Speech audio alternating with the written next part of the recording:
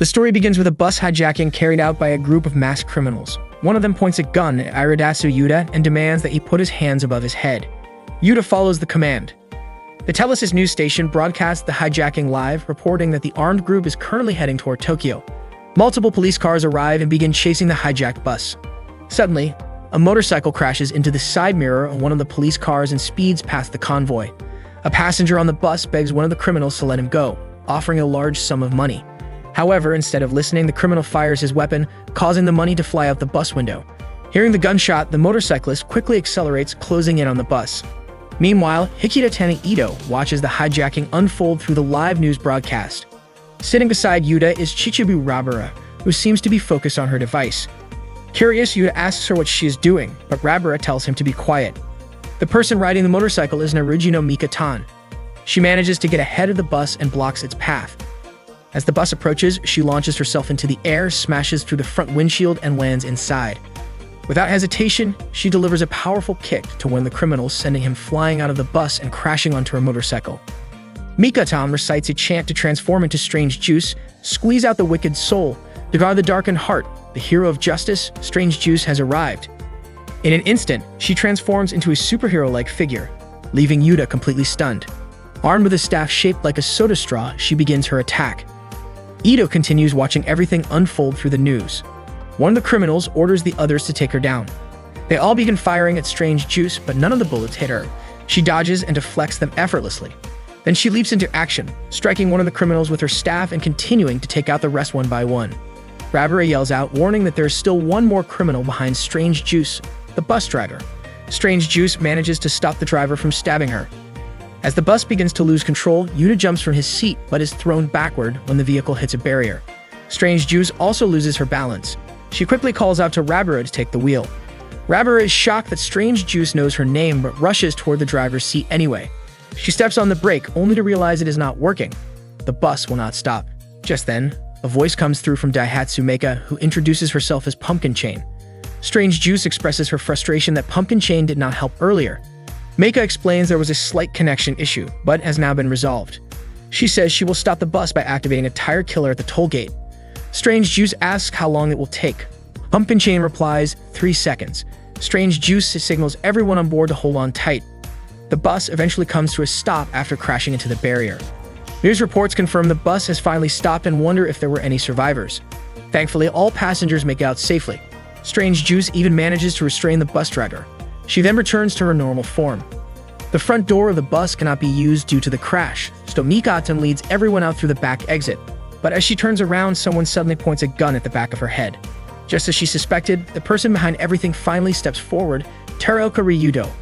Although Ryudo had stayed seated the whole time, Rabara walks over and asks what he is doing. Without warning, Ryudo strikes Rabara in the stomach with his elbow, knocking her unconscious. He then orders Mikatan to kneel and put her hands behind her head. Mikatan asked what Ryudo was planning to do. Ryudo said the troublemakers had to be eliminated and Mikatan would be the first one he would take out. But as he noticed a mark on the back of her neck, he suddenly stopped talking. Mikatan asked why he was hesitating and not pulling the trigger. Meanwhile, Yuthan woke up and saw Mikatan being held at gunpoint, but his eyes were accidentally drawn toward the waistband of Rabara's underwear. Just when Ryudo was about to shoot, Yuthan activated his powers and slammed into Ryudo, throwing him out of the bus. Both of them fell into the river and Mikatan quickly jumped in to save Yuthan, who was sinking to the bottom. Yuthan later woke up on the riverbank asking if Mikatan was the one who had rescued him. As the wind blew hard, Mikatan's skirt lifted slightly, revealing her underwear. Yuthan accidentally saw it, which instantly made his face blush and caused a nosebleed. He fainted again. Mikatan panicked and tried to wake Yuthan up, but he wouldn't respond. Just then, a strange energy entered Yuthan's body and pushed his spirit out. When Yuthan opened his eyes, a cat was suddenly standing in front of him, telling him that his spirit had been separated from his body. Shocked, Yuthan looked around and realized he was in his own apartment. He immediately asked how the cat could talk and knew so much about him. The cat told him to calm down. Yuthan was even more stunned when he looked down and saw that he no longer had legs. His form now was completely spiritual. The cat introduced himself as Chirinosuke, a fellow spirit like Yuthan. Chirinosuke reassured him that he wasn't dead yet. Then he invited Yuthan to watch something on a laptop, but when he turned it on, an awkward cat video accidentally played first. Chirinosuke then pulled up a live feed of room 103, Yuthan's own room. Chirinosuke and Yuthan were currently in room 203, directly above it. They saw someone walk into the room, and when the camera angle changed, it became clear that the person in room 103 was actually Yuthan's body. Yuthan was shocked to see himself. Chiranosuke explained that this was a Nika live stream from Mekaniko, which meant everything they were seeing was happening in real time. Suddenly, Chiranosuke jumped hard on the floor, and in the video, Yuthan's body reacted to the sound from the room above. Confused, Yuthan tried to understand how this was all possible. He floated through the wall and down the hallway, though he still hadn't fully gotten the hang of his spirit form. He accidentally phased through the floor and ended up in front of room 103. When he tried to go through the door, he was suddenly thrown back. He couldn't understand why he couldn't enter. Chiranosuke explained that it was because of a barrier. There were charms around the room designed to ward off spirits. Frustrated, Yuthan had no idea who would put such things up. Chiranosuke told him that whoever had possessed his body must have placed them. Chiranosuke then explained that Yuthan's body hadn't just been left behind, someone had actually taken it over. As a result, Yuthan's spirit had been forced out. Yuthan was distracted for a moment when he saw Chiranosuke casually sipping sake. Chiranosuke didn't really want to explain why. The important thing, he said, was that Yuthan needed to find something called the Nandala Gondala. Yuthan had no idea what that was, so Chiranosuke explained. It was a sacred book from ancient India, said to contain a hidden ritual to reclaim a body that had been possessed. Yuthan asked where the book was. Chiranosuke replied that it was somewhere in one of the rooms at Korei dorm, but he didn't know exactly which one. He encouraged Yuthan to go find it. Yuthan wasn't entirely convinced about Nandala Gondala, but regardless he had to look for it. To him, the most suspicious room was room 102, which belonged to Ito. He phased through the door and entered her room. It was 9:08 a.m. Ito wasn't there, but the room was still a mess. Yuthan started searching every corner of the room and went through some stacks of books. Her computer was still on and playing news footage about the bus hijacking that had happened earlier that day. Just then, Ito walked out of the bathroom. She stretched her arms, and as she did, her shirt lifted slightly, unintentionally revealing her underwear. Yuthan accidentally saw it, gasped in shock, and quickly apologized before turning away in a panic. But since he was a spirit, his body slipped through the wall into the next room. As luck would have it, the person in the next room was wearing a short skirt and happened to be jumping up and down, which once again caused her underwear to become visible to Yuthan. This second unexpected incident triggered a nosebleed, a clear sign that he was overwhelmed. In that moment, he unleashed his full power strong enough to destroy Earth's atmosphere. And as a result, a massive disaster occurred that ended life on the planet.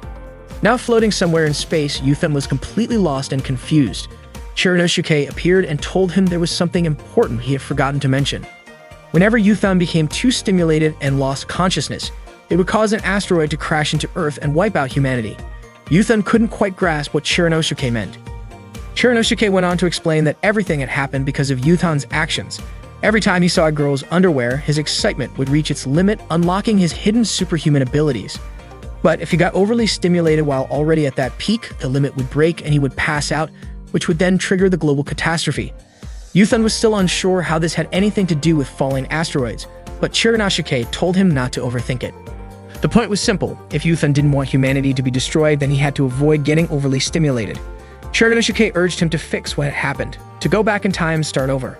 According to Chiranosuke, spirits weren't bound by the same rules of time or physical form, especially since Yuthan no longer had a body. Yuthan didn't fully understand everything Chiranosuke was saying, but Chiranosuke encouraged him to return to the flow of time and work to create the greatest happiness and a peaceful future. Yuthan was sent back to the exact same moment, 9:08 a.m., right when he had first entered Ito's room. He heard Ito's voice coming from the bathroom. Remembering what happened last time, he quickly turned away and phased into the room next door, room 101, where he saw Mikatan reaching up for a book on a high shelf. She had to jump a few times to grab it, which unintentionally exposed her underwear again. Yuthan quickly turned his head away, doing everything he could to avoid seeing her. He then remembered what he was actually there for, the book. Maybe Mikatan was also looking for Nandala Gondala. Yuthan decided to search under the bed. Unexpectedly, just as he looked under it, Mikatan's face appeared there too. She had also been checking under the bed for her book. Their faces ended up extremely close to each other. This moment reminded Yuthan of what happened 9 months ago when they met for the first time. Back then, they had bumped into each other and dropped all the stuff they were carrying. Mikatan had kindly helped him gather everything up. Seeing Yuthan completely frozen in awe, Mikatan had asked if they had met before. At that moment, Meika, who lived in room 201, mentioned that Mikatan was a member of the idol group She's May, which would explain why Yuthan seemed so captivated by her. That was when they first properly introduced themselves. Meika then asked Mikatan what she had been holding on to so tightly the entire time. It turned out that Mika-tan was holding Yuthan's shorts. She instantly let go of them and apologized. Suddenly, someone knocked on Mika-tan's door from outside. It turned out to be Chichibu Rabura, the resident of room 202, who had come by to borrow some salt. Mika-tan asked if the salt was for dinner, and Rabura replied that ghost hunting could also be considered a form of dinner. Rabura had just received a request to exorcise a spirit the next day. Mika-tan then asked what kind of salt was typically used to expel spirits. Rabura said that any kind would do as long as the intent was strong enough. Yuthan, who was nearby, mumbled something about Rabura. As a spiritual medium, Rabura sensed it and asked Mika-tan if she had said something about her. Then Rabura handed over a book that Mika had borrowed, asking Mika-tan to return it. Coincidentally, that was the book Mika-tan had been looking for. Yuthan came closer to confirm if that was indeed the book she had been searching for. Suddenly, Mika-tan started reciting a passage from the book. However, it turned out that it wasn't the right one. Rabura guessed that maybe the books had been switched by accident. Yuthan headed to Meika's room. Meika was knitting while softly singing to herself. Yuthan spotted a book under the table and tried to grab it, but his hand kept passing through the object. Chirinosuke appeared and explained that Yuthan's spirit power was still weak. Spirit power determines how much a ghost can physically interact with objects. The higher the level, the more they can move heavier things, even make objects levitate. At his current level, Yuthan could barely knock over a pencil. To test it, Yuthan tried moving a ball of yarn. It rolled a bit and fell to the floor, confirming that he was still at the beginner spirit level. Meika picked up the ball of yarn and noticed the book under the table. She must have left it there while cleaning earlier. The book turned out to be a family photo album. Suddenly, a news broadcast appeared, reporting on a crime carried out by the Kyumei groups, suspected to be linked to a recent bus hijacking. At the same time, a specific song started playing, which prompted Meika to hurry out of the room. Rabura was also confused by the signal that came from the music Mika-tan had put on. Meika rushed into Mika-tan's room and said that Kaminishi had escaped. Rabura panicked and dashed out, forgetting the salt. Mika-tan called after her, and Rabura came back just to grab it. The book Mika-tan had been searching for finally showed up. It was near the door all along. It turned out to be a lyrics book. Meika explained that the song was a distress signal. She called out to Strange Juice.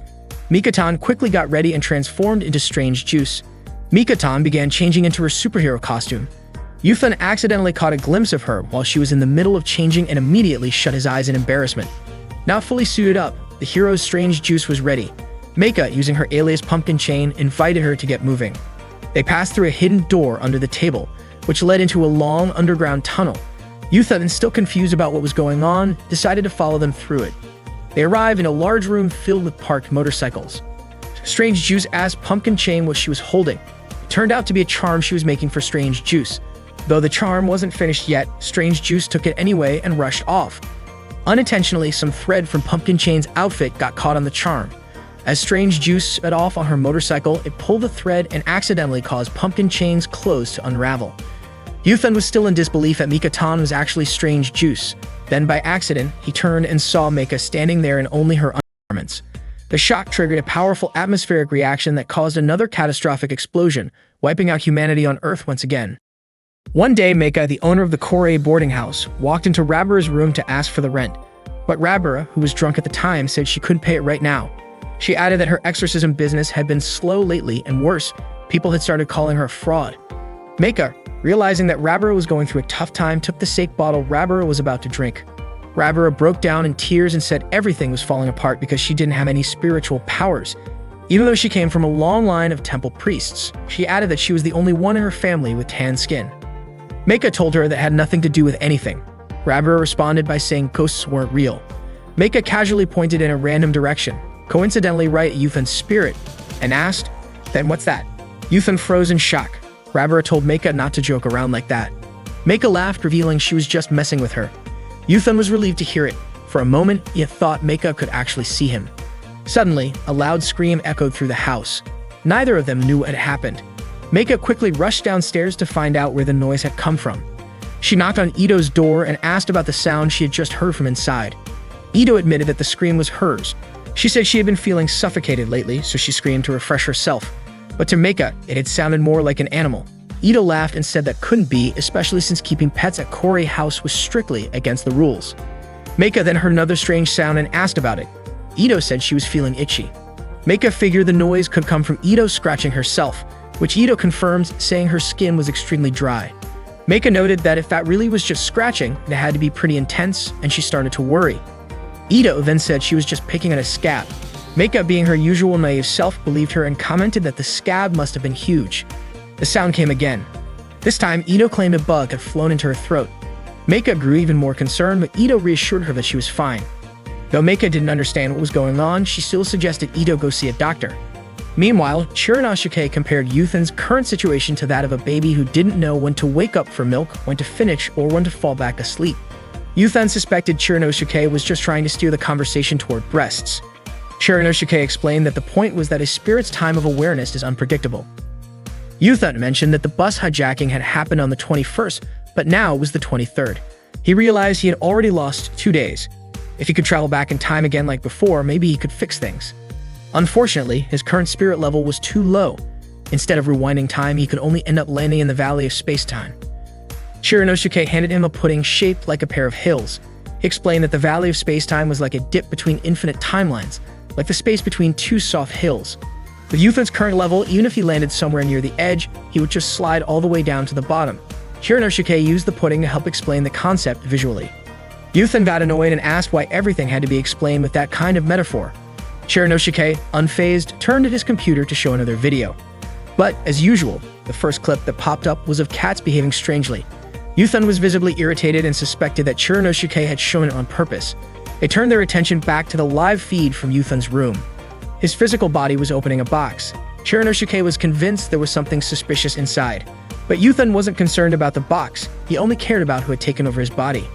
Chiranosuke stated that whoever had taken it must be a spirit, otherwise there's no way they could have possessed it. Yuthan knew what he had to do, find the Nambala Gondola book. Once he found it, everything could be fixed. Chiranosuke tried to bring up the subject of breasts again, but this time Yuthan lost his patience and scolded him. Meiko was watching TV when a commercial came on about a book called The Science of Joy, which she had already purchased. The book claimed to use techniques developed by NASA to help people overcome various life challenges. Meanwhile, Rabara was playing with her turtle when she received a message from someone asking if she was a psychic. Rabara responded, confirming that she was indeed a psychic. The person replied, saying that it was a cool job, mysterious and fascinating. Rabara responded with a shy smile emoji. The person then said they would love to chat again sometime and mentioned how much they wanted to meet Rabara in person. This left her feeling unsure. She was worried that once they found out she was only a fake psychic, they might hate her. Yuthan's spirit, who had been observing, noticed how troubled Rabara looked. He remembered the times Rabara used to vent to him. Back then, she had ranted about a cocky IT company CEO who had disappointed her deeply. Yuthan asked if she had just been rejected again. Rabara said it wasn't rejection, she had simply seen that CEO walking hand in hand with another girl. Yuthan then asked if she was still a virgin. Rabara blushed and said she wasn't. Yuthan replied that he had heard from her older sister that Rabara had never even been in a relationship. Rabara got irritated and said her sister, who once live-streamed her own private life 24/7, was just making things up. But in the end, Rabara admitted it was all true. She had no idea why her sister suddenly went to study in the US. Now, Rabara didn't know who she could confide in anymore, so she playfully teased Yuthan by moving closer to him. Suddenly, Mikatan entered Rabara's room carrying an apple pie. She was startled to see Rabara lying flat on the floor and asked what had happened. Rabara sat up and commented that Mikatan's accent sounded like it was from Subaru. Embarrassed, Mikatan instinctively covered her mouth. Rabara pointed out that Mikatan's profile said she was from Tokyo and said it might not look good for she's May. Mikatan smiled awkwardly and insisted that Rabara try the apple pie she had baked, and she even added some extra cinnamon for her. Just then, the TV switched to an interview with Strange Juice about the recent bus hijacking. But before Strange Juice could say anything, Mikatan quickly turned off the TV. Rabara asked why she turned it off when the show was just getting interesting. Mikatan said she thought no one was watching it. She told Rabara how grateful she was that she survived the bus hijacking. One wrong move and Rabara might not have made it. Rabara explained that the whole thing happened because of Akina, Yuthan's older sister. She had visited their home and said she had to leave soon, so Rabara and Yuthan took her to the airport. On the way back, they got caught up in the bus hijacking incident. While Mikatan was tidying up some scattered cans, she accidentally bumped into Rabara's turtle. Startled, she flung it away. Rabara quickly caught the turtle, but it landed on her stomach and slipped under her skirt. Mikatan screamed and ran out of the room in fear. The turtle crawled out from under Rabara's skirt, lifting it briefly in the process. Yuthan, who witnessed it by accident, screamed in panic and vanished in a flash. Meika then came into Rabara's room and asked about the strange smell. Rabara pointed to a bottle of cinnamon. She asked Meika why she had come in. Upon seeing Meika, Rabara was surprised. She was wearing a dove mask. Meika asked Rabira how she looked. Rabira had no idea why Meika was dressed that way. Meika explained that she was studying the science of joy, but Rabira thought it sounded more like some kind of mystical magic. Meika was showing off a technique she called the joyful arts that she had been learning. She started singing and doing a strange dance. Rabira, unimpressed, commented that so this was what she called a spiritual technique. Apparently, all it took was a mask and a song. Rabira grew annoyed and told Meika to stop joking around. Meika, however, insisted that she was being serious and asked why Rabira was so angry with her. Rabira explained that she was dealing with a serious problem. Meika replied that was exactly why she came, but Rabira argued that if mastering spiritual arts were really that easy, she wouldn't be in such a mess.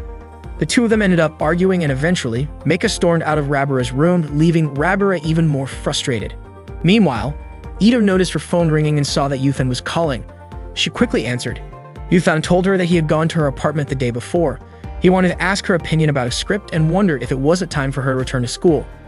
Ito didn't want to talk about any of that and ended the call abruptly when someone knocked at her door. She opened it to find Mikatan standing there, holding an apple pie. Yuthan's spirit watched Rabira as she performed the joyful arts wearing a dove mask. She started singing and doing strange dance moves again. Afterward, she tried to use a technique to move a bottle with her mind.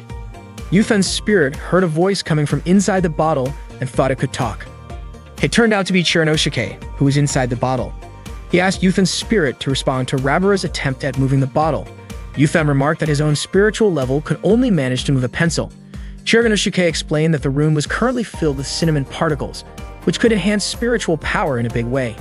Yuthan didn't really understand the logic behind it, but Chiranosuke encouraged him to give it a try anyway. Frustrated, Rabira threw off her dove mask, realizing that playing around the spiritual arts was not something to take lightly. Yuthan's spirit gave it a shot and tried to move the bottle, but it suddenly shattered. His spiritual level had now reached an advanced stage. Both he and Rabira were shocked by what had just happened. Back at the apartment, Mikatan invited Ito to try the pie she had made. Ito asked if Mikatan had promised to leave right after dropping it off, but instead Mikatan insisted on eating it together. Ito felt annoyed since that hadn't been part of the plan. Mikatan then wondered if Ito was hiding something. Ito denied it and said everything was fine. Mikatan was eager to start eating but realized there were no forks on the table. She went to the kitchen to grab one. Just as she stepped away, a strange sound could be heard. She asked Ito about it and Ito claimed it was her own voice. She even tried to imitate the sound. Mikatan asked if she was really doing okay, especially since she had been isolating herself lately. Mikatan suggested she get outside and enjoy some sunlight. The strange sound happened again and Ito mimicked it once more, clearly trying to throw Mikatan off. Mikatan started to worry that something was off with Ito mentally or emotionally. Ito reassured her that she was fine and mentioned that she had even gone out earlier. Mikatan then tried to help tidy up Ito's hair, which was a complete mess. As she searched for a comb, she noticed something odd. Some reddish strands on the comb that didn't match Ito's usual hair color. Ito got irritated and told Mikatan not to make baseless comments. Suddenly, Mikatan was confused by a salmon lying on the floor. Ito, without hesitation, devoured it. Mikatan was startled by how strangely Ito ate. But Ito explained that this was just how people in her family usually ate fish. Mikatan was startled again when she noticed something strange on Ito's back. Ito claimed it was just from scratching herself, but the shape of it seemed really unusual to Mikatan. Ito was annoyed by Mikatan's non-stop chatter and she said that spikes had started growing on her back like a stegosaurus. Mikatan was convinced it must be some kind of illness. Ito told Mikatan to leave her room, but Mikatan, seeing how strange Ito was acting, panicked and tried to calm her down. She screamed for help and said that Ito was in serious trouble. Rabira and Meika heard Mikatan scream and immediately rushed to Ito's room.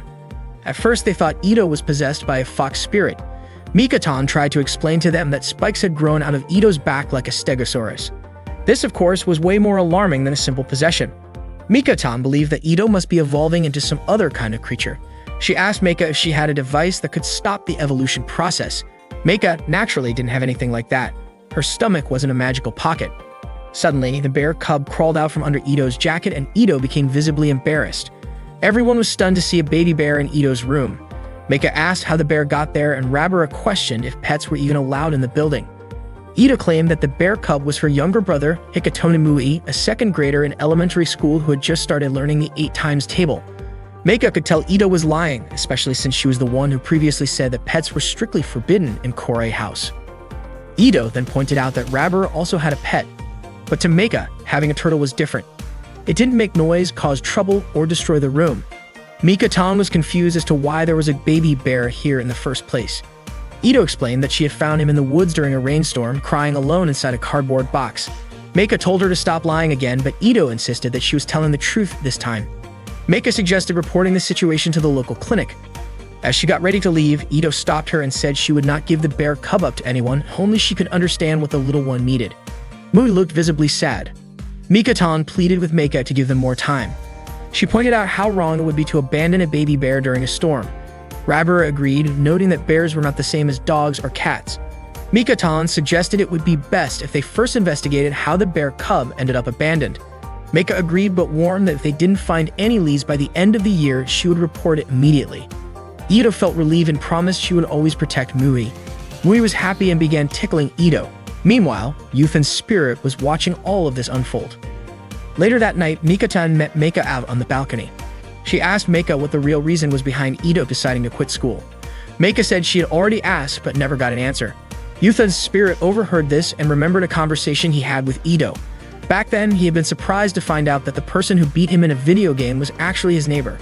He asked Ito if she was skipping school just to play video games, since it would explain why she was so good.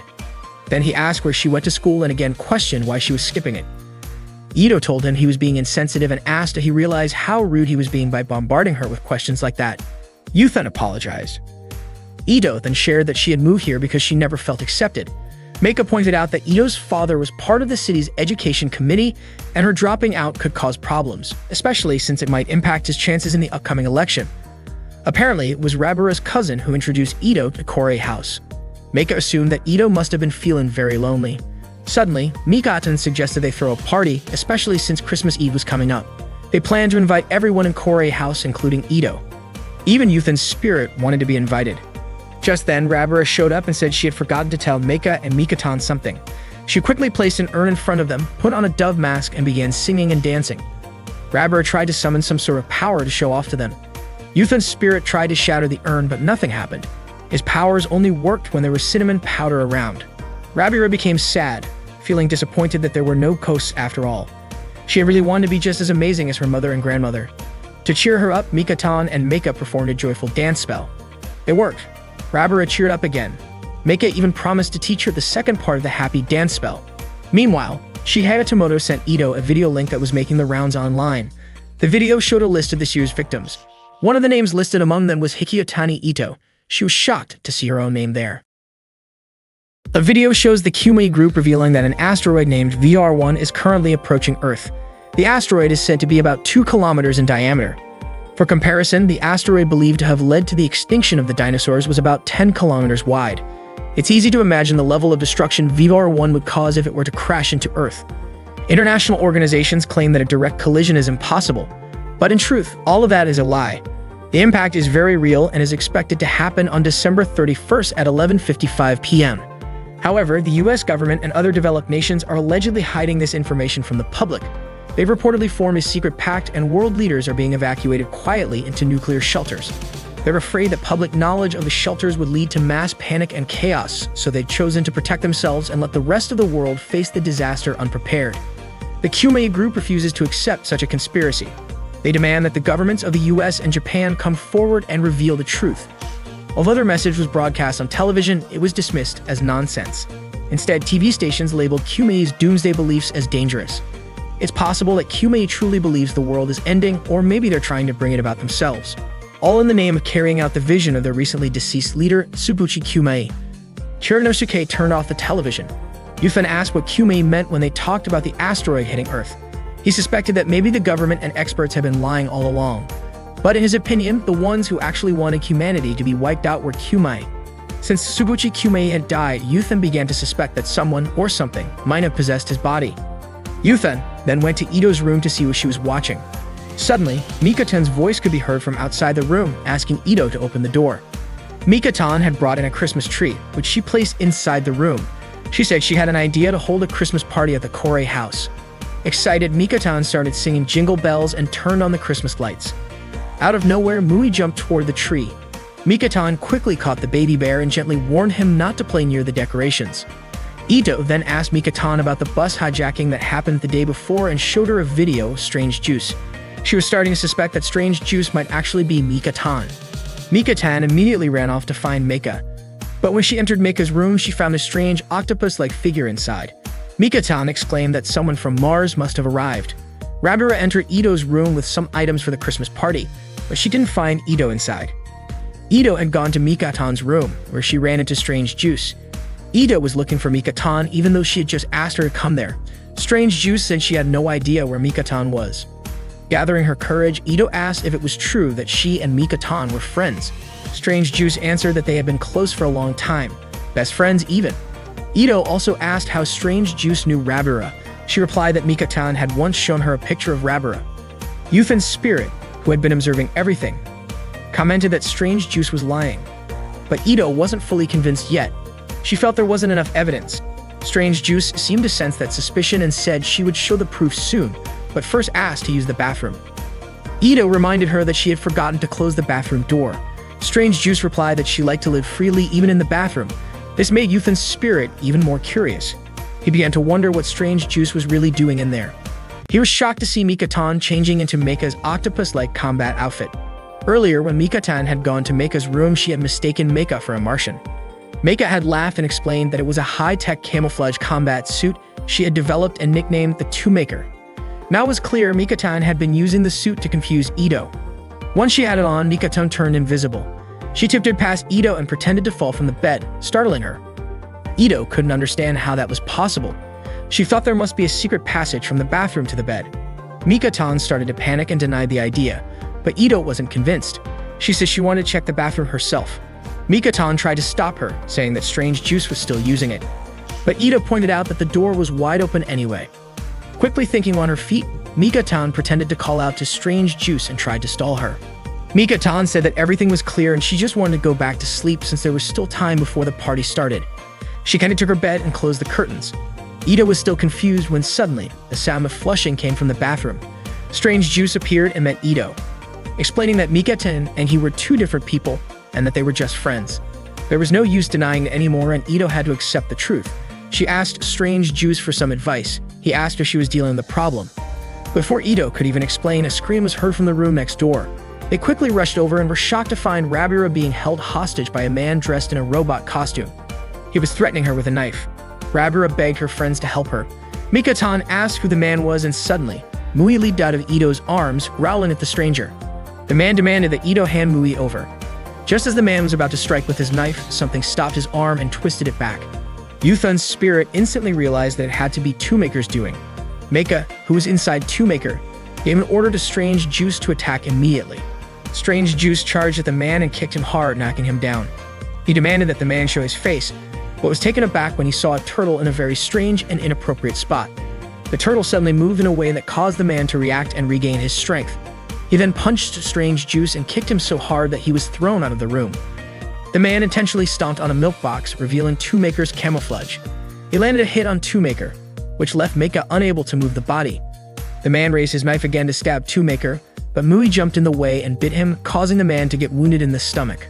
Blood came out of Mui's stomach instead, sending Ito into a panic. She immediately held the little bear in her arms, but the man insisted that Mui's injury was minor and demanded that Ito hand it over. Yuthan's spirit noticed a bracelet with a Kumei symbol on the man's wrist. Just then, Rabura threw a bottle of cinnamon powder, but the man smashed it with his knife, scattering cinnamon all over. Rabura stepped in to block him. Things were getting dangerous. Chirinosuke told Yuthan that it was time to use his spiritual power. The cinnamon that Rabura had thrown would have a mysterious effect that boosts Yuthan's spiritual strength. Yuthan immediately attacked and bit the man while Rabura watched in disbelief. Mui regained consciousness and bit the man again, but this time he got caught and was locked inside a cage. The man quickly ran away. Yuthan tried to chase him, but couldn't catch up, especially since there was no cinnamon outside. He didn't know what to do next. Suddenly, a masked hero stood in his way. He introduced himself as a super-powered savior named Miyazawa Kenji. The man just saw Kenji as another weirdo. Kenji tried to attack. The man knocked him down with just one touch and even slapped him. Yuthan couldn't understand what Kenji was capable of, and both Rabura and Ito thought he was pretty weak. Kenji explained that he wasn't feeling well, possibly due to a stiff neck from sleeping in a bad position. The man sarcastically asked if Kenji was done with his small talk. Kenji then asked the man to wait for 20 seconds. Surprisingly, the man agreed and asked what kind of reward he would get. He even started counting down the 20 seconds. Kenji sprinted to room 102 and came back quickly. When the man demanded his reward, Kenji responded with a powerful move. He threw the man down and kicked him straight into the pool. Kenji then rescued Mui, who had fallen into the pool too. Mui was safe and Ito ran over to hug him tightly. Unfortunately, the man managed to escape. Ito was shocked to see that Mui's wound had completely healed. Strange Jews came over and asked if everyone was alright, but he had forgotten to wear his mask, so everyone saw Mika-tan's face. She quickly ran off to find Meika and told her that the situation had become critical. A billboard in the city center showed that the suspect, Ryuta Terenuka, was behind the Kyumei group's hostage incident. The police were still actively searching for him. Yuthan wondered why he had missed another day, but Shiranasuke explained that the party happened on December 25th, Christmas Day, not Christmas Eve, because an intruder had broken into the Korei dorm. Yuthan was curious about the person behind the robot mask. That person was also wearing a bracelet with the Kyumei symbol. Yuthan found it strange how Mui's injury had healed so quickly, and the mysterious identity of the odd man, Kenji Miyazawa, was still unsolved. Most of all, he was puzzled about Meika. Kenji had saved Meika and said he wanted to return the favor. Meika needed repairs because the intruder's punch had damaged her fusion reactor. When Meika asked who Kenji really was, he simply said that if a child from the East was unwell, he felt obligated to help, especially since Meika was a robot. Shiranasuke streamed a live video from Yuthan's room. The footage showed Meika dressed in a revealing outfit. Yuthan was confused about why she looked like that. Shiranasuke joked that maybe Meika was trying to help raise Japan's birth rate, but Yuthan reminded himself that Meika was just a robot, and he couldn't wrap his head around why a robot would even wear underwear. Meika was in the middle of repairing herself and had forgotten to put on an insulation ring needed to attach a replacement part. Mika-tan noticed and asked if she meant the rubber ring-shaped piece, then handed it over to her. Meika figured the punch had probably damaged her radiator. Mika-tan referred to the intruder as the turtle guy because it reminded her of the time a turtle got stuck to Rabara's sensitive area. Yuthan headed over to Ito's room. It looked like Ito and Mui were out. He tried turning on Ito's computer and it worked, which meant his spiritual power level had increased. Meanwhile, Rabara was eavesdropping on Meika and Mika-tan's conversation through the wall. Ito showed up and asked what she was doing. Rabara said Meika was acting like the wife of Strange Juice, just like they had talked about at the Christmas party. Ito already knew Meika's other name, Pumpkin Chair, and Rabara asked if Ito wasn't curious about their conversation. Ito then asked if Mika-tan was also in the next room. Rabara replied that it sounded like it, but it seemed pretty far away because their voices were barely audible. Mika-tan asked Meika why she seemed irritated. Meika replied that someone still hadn't arrived, referring to the monthly delivery of Handstand for Beginners, a magazine she subscribed to. Rabara told Ito that Meika and Mika-tan hadn't gotten their monthly visitor yet. She completely misunderstood what they meant. Mika-tan asked if Meika still couldn't do a handstand. Meika demonstrated one and said the result was positive. Unfortunately, Rabara and Ito, still listening from behind the wall, took that to mean Meika had a positive pregnancy result. Mika-tan clapped and congratulated Meika on finally managing to do a handstand. She asked how long Meika had been practicing and Meika replied it had been 3 months. That made Rabara and Ito think Meika was 3 months pregnant. Ito even said this was the time to get plenty of rest. Meika then mentioned she felt nauseous and wanted to throw up. That only reinforced the misunderstanding. Mika-tan reminded her not to forget the rubber ring again, saying this happened because she had forgotten to attach it. That made Rabara even more confused and sure of the wrong idea about the rubber. Unable to hold back any longer, Rabara barged into the room and brought Ito along to confront them. Meanwhile, Yuthan's spirit found out that Ito's name was included on the list of victims from the bus hijacking. Suddenly, a scream was heard. Someone shouted that Rabara had died. Panicked, Mika-tan quickly asked Meika if she had any kind of device that could bring Rabara back to life. They started discussing Professor Daihatsu Tenga. Ito knew about him. He was a brilliant inventor recognized all over the world. However, he had passed away 8 years ago. Before he died, he left everything to Meika and the Korei house. Meika even inherited his fortune after handling the legal documents and updating the family registry. She managed to do all that by hacking into the government system and rewriting the data. Meika's hacking skills were so advanced, they were practically god level. If she wanted to, she could launch a nuclear missile. Most of the professor's inventions were stored in a special storage room. Inside that room were 2 of his most significant creations. The first was Rizuko, which was kept in the kitchen, and the second was Meika herself. Meika was born in Korei House 20 years ago. Right after she was created, the professor greeted her warmly. Over the years, he taught her a wide range of things: knowledge, academics, cooking, and more. But there was one thing Meika could never do, no matter how many times the professor tried to teach her: a handstand. She eventually asked him why she just couldn't get it right. Not only that, but she also wasn't good at athletics in general. The professor told her not to worry about it. He reminded Meika that she wasn't a robot who needed to be able to do everything. Each robot, he said, had its own purpose and role. They only needed to master the tasks they were designed for. That's what made them special. Meika then asked him what her purpose was.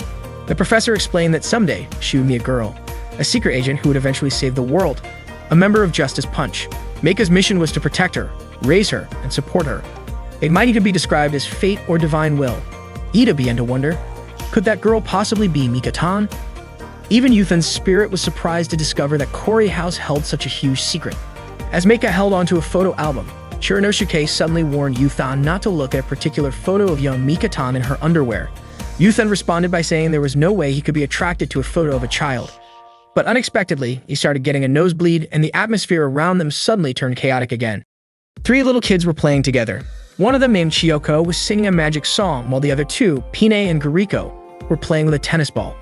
The song was something she had learned from Ishigata, and it was believed to lift someone's spirits whenever they felt lonely or sad. Guriko invited Chiyoko to join their game and catch the tennis ball. Chiyoko got ready to catch the throw, but unfortunately, she missed. The ball rolled into the bushes and Chiyoko went to get it. Out of nowhere, Pine asked Guriko to run away with her. Guriko was shocked. Obviously, that would be impossible. The entire laboratory was surrounded by an electric fence. Pine grew frustrated and asked Guriko if she was really okay with staying trapped in this place for the rest of her life. Guriko replied that she would talk to Ishigata about it first. Meanwhile, Rabara was having a conversation with Ito. She told her that Gliese was actually an alien from the planet Gliese 832c. Ito thought Rabara might have lost her mind. But Rabara insisted she wasn't crazy and said that Gliese would be coming to their apartment. Ito asked Rabara if she had met Gliese in person. Rabara admitted she had only seen his photo. Out of concern for how she might come across, Rabara decided to leave a male doll in Ito's room, worried that Gliese might think she was weird if he saw it in her own room. Rabara thanked her and left the doll there, even though Ito never agreed to it. A breaking news report came on stating that a young woman had been found collapsed and injured in her apartment earlier that morning. Not long after, it was confirmed that she had passed away. The body was identified as Meiko Shoro, a 17-year-old high school student who had apparently fallen from her apartment. Yuthan recognized the name. He had seen it on the list of victims from the video. It turned out that the names on that list were people who were going to be killed, which meant it was some kind of premeditated crime. That also meant Ito might be in danger. Chiranosuke figured Ito probably didn't know anything about this yet. Yuthan really wanted to warn her, but he didn't know how. According to Chiranosuke, the quickest way was to possess someone's body. Yuthan had never heard of doing something like that before. Chiranosuke explained that Yuthan wouldn't be able to possess anyone until he reached a certain spiritual level, and there were specific rules about how possession worked. Chiranosuke pulled up a video on his laptop to explain. At first, it seemed like he had opened a girl's swim meet clip by mistake, but that wasn't what he meant to show. The first rule of possession was that it wouldn't work if the person's consciousness was too strong, unless the spirit's level was high enough. To raise that level, Yuthan would need to use cinnamon. The second rule was that possession usually only worked if the target had a matching spiritual wavelength and also had potential as a spirit medium. Chiranosuke told Yuthan to spread the cinnamon and try to possess Rabara. Yuthan headed to Mika-tan's room where Mika-tan, Ito, and Meiko were talking. Mika-tan showed them an email from Gliese asking about Rabara. Meika had gotten a similar message. Mika-tan wasn't sure how to respond. Ito suggested they ask Rabara directly. Yuthan began searching for the cinnamon powder. He opened a drawer and found it. Now the only thing left was getting Rabara into the room. The 3 of them decided to go talk to her together. Along the way, they jokingly called Gliese a guy who lacked courage. Yuthan discreetly moved the bottle of cinnamon and slipped it into Mika-tan's pocket. When they arrived at Rabara's room, they were surprised to find her in revealing clothes cleaning her room. Rabara was busy and told them to come back later. Mika-tan approached her anyway, and Yuthan quickly moved the bottle of cinnamon out of Mika-tan's pocket. As he did, it accidentally caused her clothes to lift slightly and her underwear briefly showed. Yuthan immediately shut his eyes in embarrassment. The bottle hit the floor and broke, sending cinnamon powder all over the room.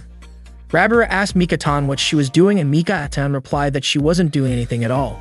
Yuthan nearly lost focus. He had to act fast. He concentrated and managed to possess Rabara, which caused her to faint instantly. They asked what happened to Rabara. Rabara woke up and said that she had succeeded.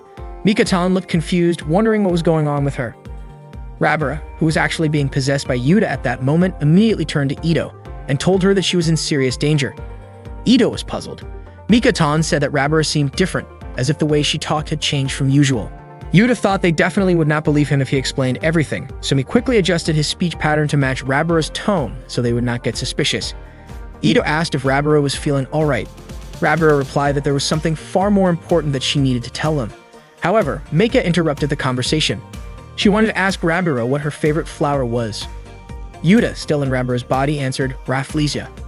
Mikotan then asked what her favorite song was, and Yuta replied, "The one about your bread, the song by She's May." Mikotan got excited because it turned out Rabura listened to her song. The final question came from Ito. What was Rabura's favorite snack? Yuta answered, turtle pellets. Now it was finally Rabura's turn to say something, and it was supposed to be about Ito. But just as she was about to speak, Yuta was suddenly forced out of Rabura's body and she fainted again. Yuta had no idea what just happened, until Chiranosuke explained that Yuta could only possess someone for 7 minutes. Yuta got upset, asking why Chiranosuke had not mentioned that earlier. That night, Gliese visited Rabura's apartment. He even complimented her on the unique dress she was wearing, saying it suited her perfectly.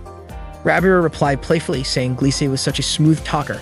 They toasted to the occasion. Rabura said she would go grab some snacks, but Gliese told her he had already brought some. Rabura asked what the snack was called, but Gliese told her she would find out once she tasted it. Rabura took a bite, and Gliese asked how it tasted.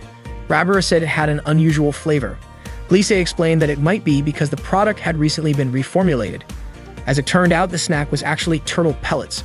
While the taste was not great, Rabura pretended it was surprisingly delicious and said her body was just reacting to how amazing it was.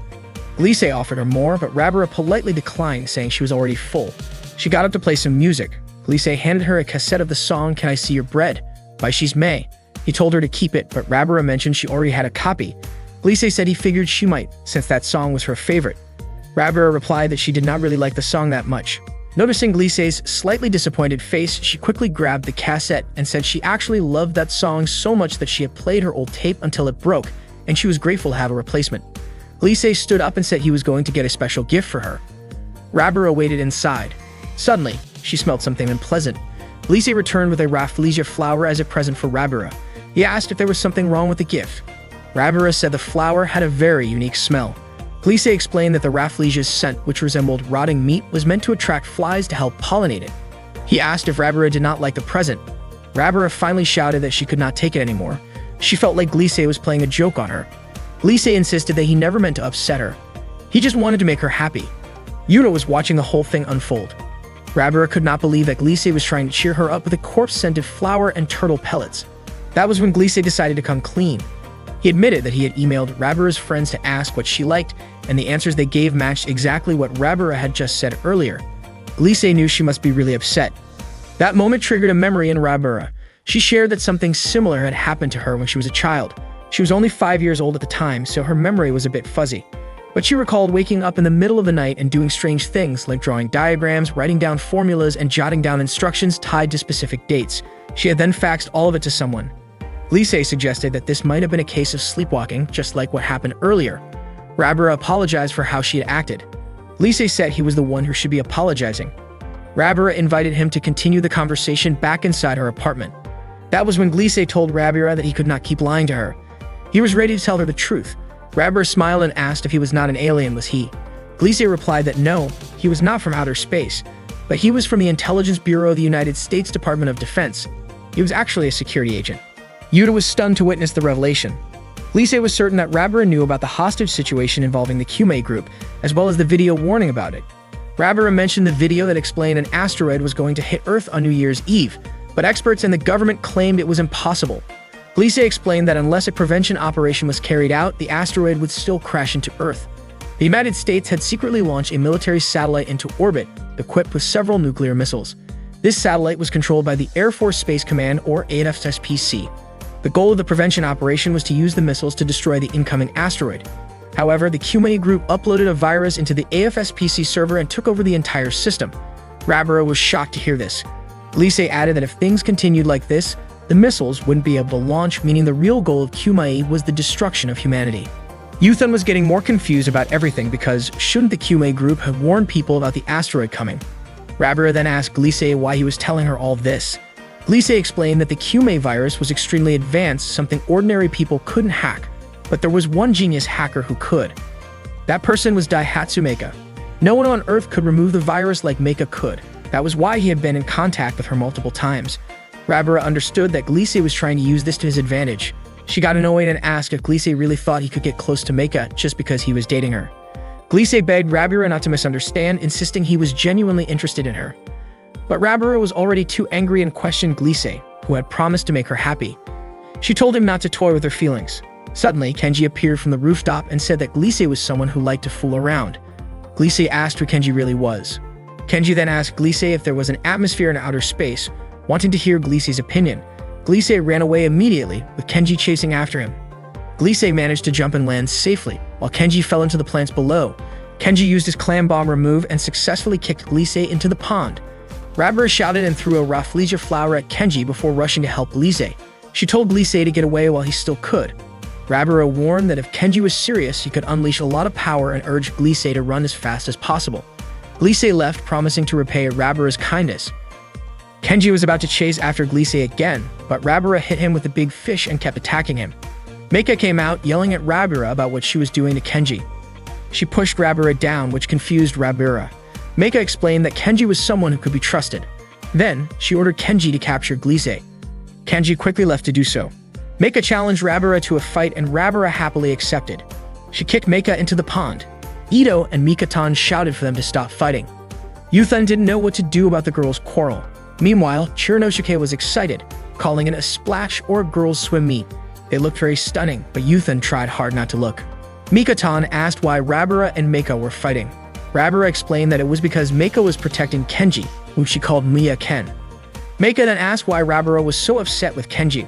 Rabara said that Meika would never understand human feelings because she was a robot. Meika responded by asking if Rabara didn't find Gliese, who acted like an old man, to be a poor match for her. Mikatan tried to persuade both of them to make peace. She then asked Mui if he agreed that they should reconcile. Meika started to suspect that maybe Mui was the root of the problem because Ito had brought him here. However, Ito didn't pick Mui up. Instead, Mui was given to her by Rabara's younger brother, Chichibu Rahandao. Rabara was surprised to hear Ito say that. Ito explained that Rahando suddenly came to her room a month ago and asked her to take care of the bear cub temporarily. Rabara suspected Ito was lying and Ito got annoyed, saying all that talk from psychics was nonsense. Rabara got angry and told Ito that kids who don't want to go to school shouldn't say things like that. Ito got frustrated and called Rabara a liar. Reflexively, Rabara slapped Ito. Mikatan was confused, wondering why they were acting like this when they had been so close just yesterday. Rabara then wanted to leave, apologizing for not being able to get along with everyone because she had a lot on her mind. Meika guessed it was definitely because of Gliese that Rabara was troubled. Rabara said that Meika was lucky not to have any burdens, and that the fate of humanity was probably not something Meika needed to worry about. Meika didn't understand why Rabara said that, but didn't push the matter and went to her room. Mikatan asked Ito to forgive Rabara and Meika because, deep down, they were both good people. Ito, however, asked Mikatan why she was acting like a goody two-shoes and warned her not to try being a hero. Mikatan felt sad and didn't expect Ito to say that. Ito added that Mikatan should understand the situation by now since she was supposed to be a hero. Then Ito left Mikatan's room. Mikatan started crying after hearing Ito's words and suddenly felt tightness in her chest. She quickly took her medicine and began singing a magical song. Yuthan was surprised to see Mikatan crying, and it seemed like he was reminded of someone when he heard her sing the magical song. Yuthan's spirit saw Ito lying unconscious in the cold snow. He felt heartbroken because ever since he became a spirit, all he could do was watch. He couldn't do anything to help. He started crying and blamed himself for everything that happened. Then Chiranosuke appeared and said that humans were selfish. He pointed out that people didn't care when 7 billion others died, but would cry when just one person passed away. Yuthan got frustrated and said that what Chiranosuke said didn't make any sense. Chiranosuke then called Yuthan a cold-hearted person. That made Yuthan angry and tried to punch Chiranosuke, but of course his punch didn't land. Chiranosuke calmly told him that it wasn't that he couldn't do anything, it was that he chose not to. Tears still streaming down his face, Yuthan asked what he was even supposed to do now. That's when it hit him, maybe the answer was to go back in time. Chiranosuke confirmed his hunch. He said that with Yuthan's current level of power, he had the ability to do just that. He could land on any time-space slope he wanted. But to make it happen, Yuthan would need one thing: a strong, unwavering will to save someone.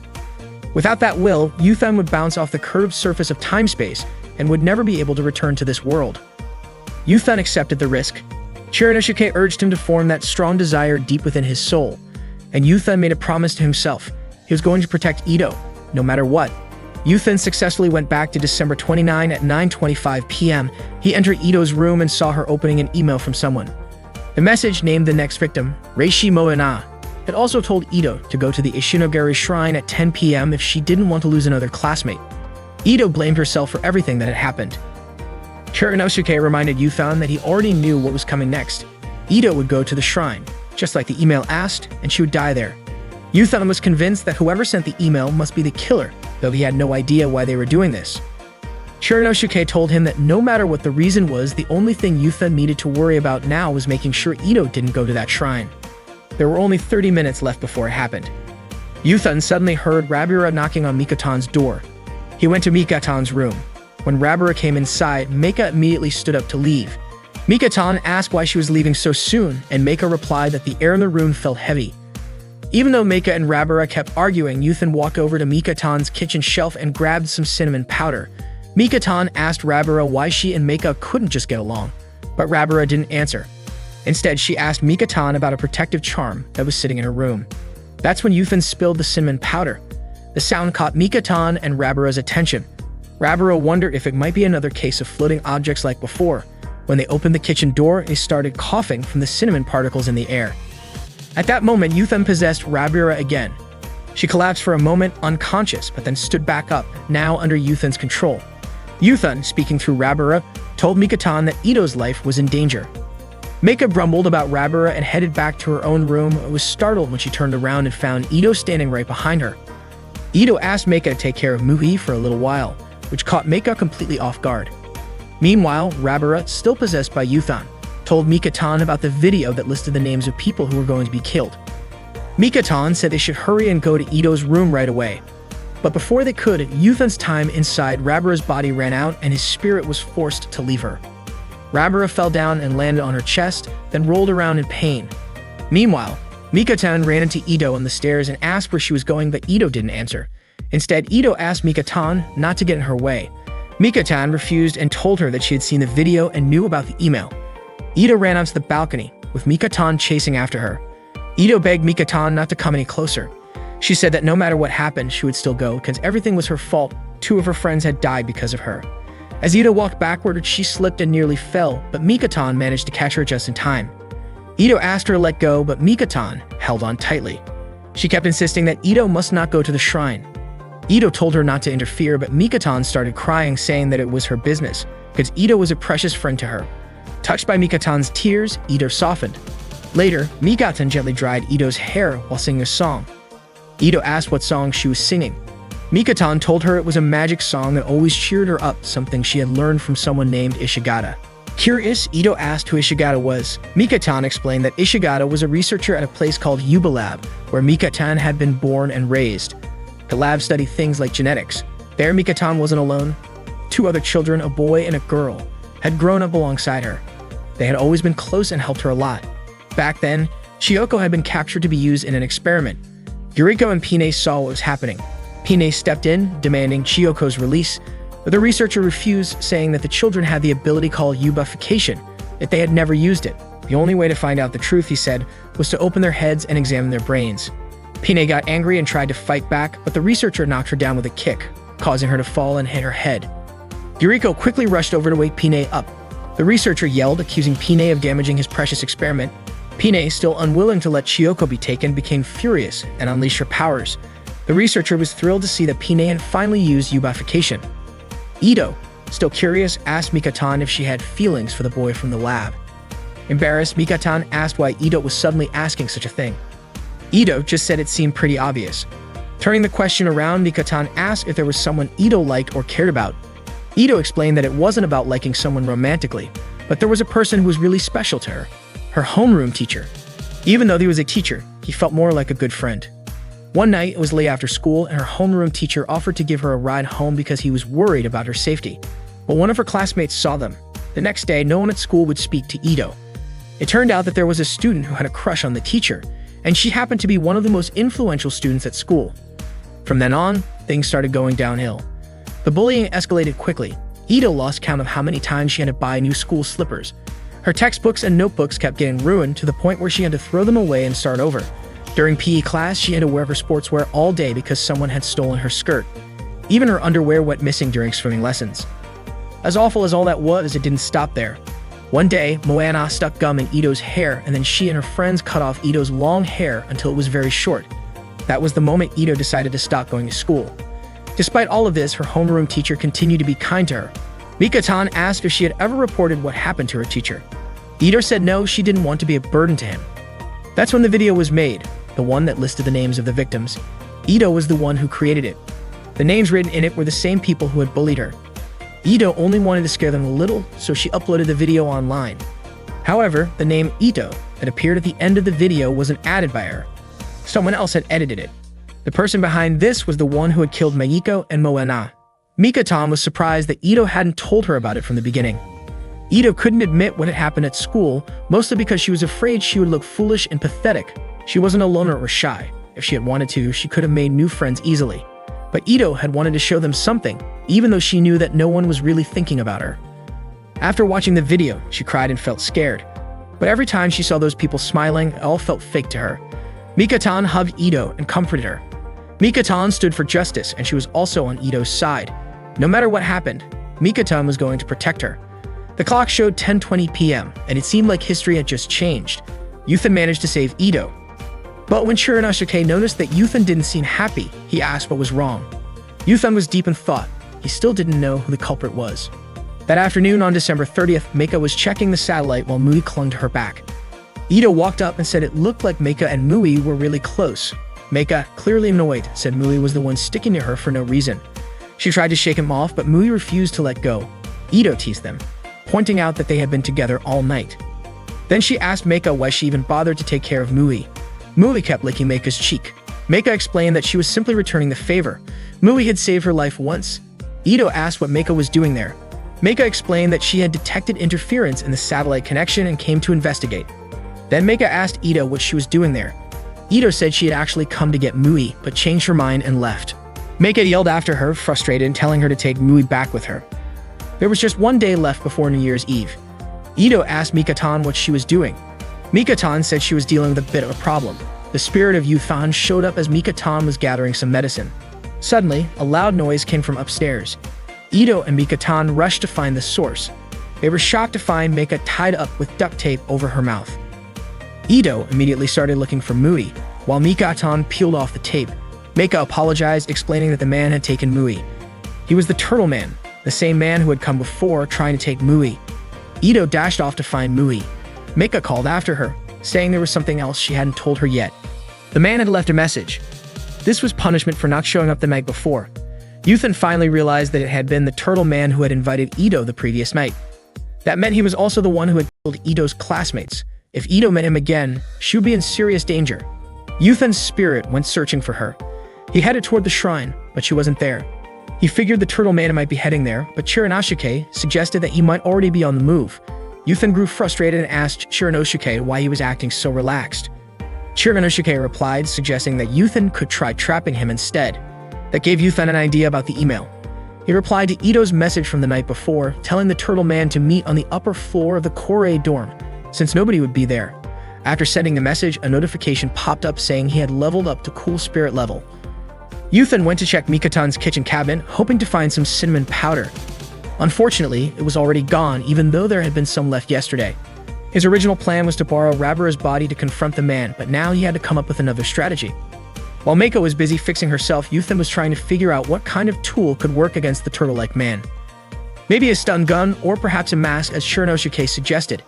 Yuthan remembered seeing that tool before. At one point, Meika had shown it to Mika-tan, a mask called the Face Maker, used for disguises. She had demonstrated how it could make her face look like Rabura's. Meika explained that as long as the mask had 3G data of a person's face, it could mimic anyone. It could even change the voice when paired with the Voice Maker. Meika once transformed herself into Ito and imitated her voice perfectly. Yuthan, now in spirit form, came up with a plan. He sent a message to Meika and Rabura, letting them know that the turtle-like man was heading to the upper floor of the Korei dorm and pleaded for their cooperation to stop him. Shiranosuke asked if the plan would actually work. Yuthan was confident that the two of them could pull it off. At the same time, Ito was searching for Mui, calling his name as she looked for him. Meanwhile, Mika-tan was also looking for Ito. The turtle-like man followed the directions from the email and arrived at the scene. Meika and Rabura were watching from above. Rabara referred to the situation as a truce, since they were about to face a fight. Though they seemed united, they briefly turned away from each other as they hadn't been on the best terms. But for now, they had to stick together. Rabara used the two-maker to turn invisible, while Meika used both the face-maker and voice-maker to disguise herself as Ito. She held a stun gun, ready for action. That was Yuthan's plan, and he believed it would succeed. The turtle-like man arrived and immediately realized that the person standing in front of him was not the real Ito. Meika, disguised as Ito, didn't deny it, but he didn't hesitate. He raised his gun and warned her not to play games. Rabara, still invisible, tried to land a surprise attack, but he managed to deflect it. He then ripped off Meika's mask, revealing her true face. Rabara shouted for him to stop and was even willing to put herself at risk to protect Meika. Meika yelled back, telling Rabara not to do anything reckless and urged her to run. The man shot Meika, and she fell to the ground. He then turned to Rabara and made it clear he wasn't bluffing. To prove his seriousness, he fired into the air, and the shot accidentally hit Kenji, who was trying to make a flashy entrance. Instead, he was struck and collapsed. Meika still held onto the hope that it was all just a trick. Rabara couldn't bear the thought of Meika dying, especially after how harshly she had spoken to her. When the man aimed at Rabara, Meika stepped in to shield her, getting hit once again and collapsing. Yuthan couldn't believe how his carefully planned strategy had spiraled into chaos. Rabara screamed in anguish, unable to accept Meika's condition. Meanwhile, Kenji was lying weakly in the snow. Ito spotted him and rushed to his side, urging him to hold on. As she lifted his head to support him, her short skirt slightly revealed the top edge of her underwear, unintentionally triggering a reaction in Kenji. That sudden surge of emotion allowed him to regain his strength and unleash his power. Kenji Miyazawa suddenly came back to life with full strength after being unexpectedly energized when he caught a glimpse of Ito's underwear as she was trying to help him. Just as a man was about to shoot Rabara, Kenji appeared and launched a powerful campanella kick at him. The kick was so strong that the man was sent flying. Confused as to how Kenji could get back up, the man was surprised to learn that Kenji had a clairvoyant ability and had prepared by wearing a bulletproof shield under his clothes, so the bullet had no effect on him. The man quickly stood up and tried to fire again, but Strange Juice appeared just in time to stop him. Kenji and Strange Juice teamed up to face the man. Based on numbers alone, Kenji was confident that they could win. However, the man then revealed his true power. He could perform a Yubification transformation just like Kenji and Strange Juice, but at a manifestation rate of 2,000%. Kenji didn't care about that. He and Strange Juice charged at the man together, but they were immediately knocked back. Kenji was thrown so hard he crashed into Rabara. Strange Juice demanded to know the man's true purpose. He replied that his goal was to create an ideal world by eliminating what he called inferior humanity and replacing it with a world ruled only by the superior W. Strange Juice had no idea what W he was talking about. As he aimed his weapon at her, Ito stepped in to protect her. The man told Ito to move out of the way, but she refused. She pleaded with him to stop all of this. The man insisted she was just getting in the way and threatened to kill her. But suddenly, he doubled over in pain. A battle seemed to erupt in his mind. One voice said it wouldn't allow him to act recklessly anymore. Another asked why he was hesitating when everything was finally going according to plan. Yet another voice urged him not to hurt Ito. These conflicting voices argued endlessly, tormenting him and leaving Yuthan even more confused. Then Kenji called out to Yuthan asking for his help. At first, Yuthan didn't realize Kenji was speaking to him. He was stunned that he could even see him. Kenji told him not to ask questions and tossed him a small bottle filled with cinnamon powder. Yuthan rushed to Rabara's side and Kenji hurled the bottle. The cinnamon powder burst into the air. Rabara suddenly regained consciousness. Upon seeing her own underwear, she sprang into action and launched a fierce kick at the man. Surprised, the man wondered how Rabara could also perform a Yubification. Rabara struck him again and again, slapping, stomping, and finally slamming him into the ground. When the man asked how she was able to transform, she simply answered that she did it because she wanted to. With a final punch, she sent him flying. A cloud of black smoke burst from his body, revealing what looked like a spirit escaping him. At the same moment, Yuthan's spirit also separated from Rabara's body. Rabara was confused by everything that had just happened and immediately ran over to check on Meika, who was lying motionless. She broke down in tears, begging Meika to wake up. Meika slowly opened her eyes and asked why Rabara was crying so much, which only made Rabara sob louder. Meanwhile, Mui approached Ito, and she wrapped her arms around him in relief. Now it was time to reveal the man behind the mask. Strange Juice removed it, and everyone was shocked. Underneath the costume was Tomoto Chihaya, their high school homeroom teacher. Meika couldn't believe a teacher would do something like that. Chihaya admitted he had done everything because he had deep feelings for Ito. Everyone was stunned, and Ito herself didn't know what to say. Blinded by love, Chihaya had edited the video and sent the email to Ito. Ito asked if that meant Chihaya was also the one who had taken the lives of Meiko and Moana. Chihaya confessed that he had been possessed by the spirit of Tsubuchi Kyumai, the leader of the Kyumai group. It was Kyumai who had committed those acts. Everyone was shocked by this confession.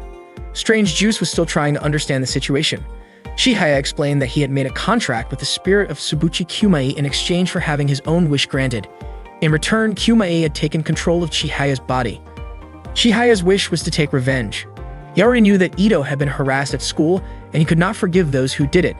Even though he was destined to be with Ito, their classmates kept getting in the way. When Ito asked what he was talking about, Chihaya told her not to hide her feelings. He also said that he knew she loved him, and in return for her love, he punished them. According to him, it was a test of love, and he wondered if he was wrong to do it. Meika got chills hearing Chihaya say that. Rabara then said that the spirit of Tsubuchi Kyumai must have been inside Chihaya's body. But Chihaya denied it, saying that Kyumei's body was no longer of any use to him. Meika understood that this was the result of yubification, more precisely, yubimensification. When someone was infected by a virus called the Hercules virus, the body would undergo an epigenetic effect that triggered gene switches. This would lead to a change in body composition and allow the person to gain strength beyond their normal physical limits. However, that power could not last forever. Usually, there was a limiter, and the condition when that limiter disappeared was what they called yubification. It carried a massive risk. Repeated use could lead to severe damage, growth suppression, and even death. That was what had happened to Tsubuchi Kyumai. The little bear was created to regenerate his body. With this exceptional regenerative ability, he could avoid death and survive routine yubification. Ito was upset and called Chihaya disgusting. Chihaya then asked why she still refused to be honest. He had one last request. He did not want her to die, but Ito kicked Chihaya in the head and told him to stop messing around. She also called him a perverted teacher and said she no longer believed anything he said, even if he was being possessed by a spirit. To her, he was just talking nonsense. She told him straight up that he was annoying. The new year finally came. Mikatan, Meika, Rabara, Ito, and Mui celebrated with Nagashi Soba. Rabara complained about having to celebrate with Nagashi Soba. Mikatan pointed out that Soba was a New Year tradition. But Rabara argued that the real issue was doing Nagashi in the middle of winter. It did not fit the season. Rabara then turned to Ito for her opinion, but Ito said there was nothing wrong with it. With a sulky look on her face, Rabara quietly pulled Meika aside to talk. The two of them moved into another room where Rabara asked about the server issue at AFSP. Meika admitted that she had hacked into the American military's server, but everything still looked normal. Besides, if an asteroid were really going to hit, people all over the world would have been in a panic by now. Meika then invited Rabara to come back and enjoy the New Year celebration, which she called the Maikaman Party. Mikatan sang in front of everyone and Meika and Ito clapped for her. But Rabara said Mikatan's voice did not quite come through. Mikatan was shocked, especially since this was part of her preparation for an upcoming musical. Rabara told her that she was still lacking in femininity. Then she asked if Mikatan had ever been in love. Mikatan replied that maybe she just had not met the right person yet. Ito added that maybe she already had, and it could have been just one person. Right away, Rabara mentioned Yuthan's name and suggested that Mikatan should try falling in love with him. Mikatan instantly blushed and Rabara kept teasing her. Mikatan denied it, flustered. Out of nowhere, Meika said that despite how Yuthan looked, he was actually a girl. Everyone was shocked and hoped Meika was just joking. But Meika explained that biologically, Yuthan was female. She had kept it a secret all this time because it was such a sensitive issue in society. His real name was Iridasu Yu, and Yuthan was a nickname Meika had come up with for him. Rabara asked where Yuthan was since Mikatan had already invited him earlier. She wondered if this might be Mikatan's chance to get closer to him. Ito approached Meika and asked if she had any other secrets or something like that. Ito was curious about Meika and Mikatan's past. Meika then shared a bit of her history with Mikatan. It happened 8 years ago during the summer. On a rainy night, Meika met Mikatan, who was crying in front of her apartment that had just burned down. Meika introduced herself as a robot who came to shelter, raise, and support Mikatan. Mikatan had managed to escape from a certain facility thanks to the help of someone named Ishigata. But their location was discovered and Ishigata had to draw the pursuers away. Because of that, Meika decided to take Mikatan far from Tokyo. They boarded a train heading north and their final stop was a remote mountain area in Omori. They rented an old cabin and started living there. In order to unlock the power hidden inside her, Meika trained her every day. The results finally showed when Mikatan turned 13. One day, while out shopping, she managed to defeat some bullies who were bothering her. After that, she started taking action wherever she could, catching bad guys one by one. The people in Shuguru who saw her started calling her Pantyhose Girl, though Mikatan really didn't like that nickname. Still, it was necessary to protect her real identity. In truth, Mika-tan never wanted to be a hero. Her dream was to become an idol. But Mika told her that she had to let go of that dream and become a hero instead, otherwise the Justice Pinch secret team could never be formed. The name Pantyhose Girl sounded outdated, and Mika-tan hated it. Mika asked her what name she would prefer. Mika-tan wanted to be called Pretty Kitty Moon, but Mika thought it was too long. Still, Mika didn't want to hear any excuses. Mika-tan was destined to be a hero, and there was no running away from it. She gave Mika-tan a brand new costume, and from that moment on, Mika-tan would fight against evil in Tokyo under the name Strange Juice. Ida realized that was the reason why Mika came to the Korei house. Even so, both Mika and Mika-tan were considering putting an end to the whole hero thing, because Mika-tan was a yubification user. Ito grew worried about Mika-tan's physical condition. Mika felt regretful for not noticing sooner, even though they had always been together.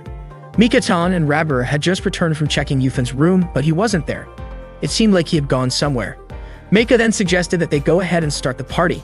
She showed them some fireworks they could light up together. They set off the fireworks and celebrated New Year's Eve.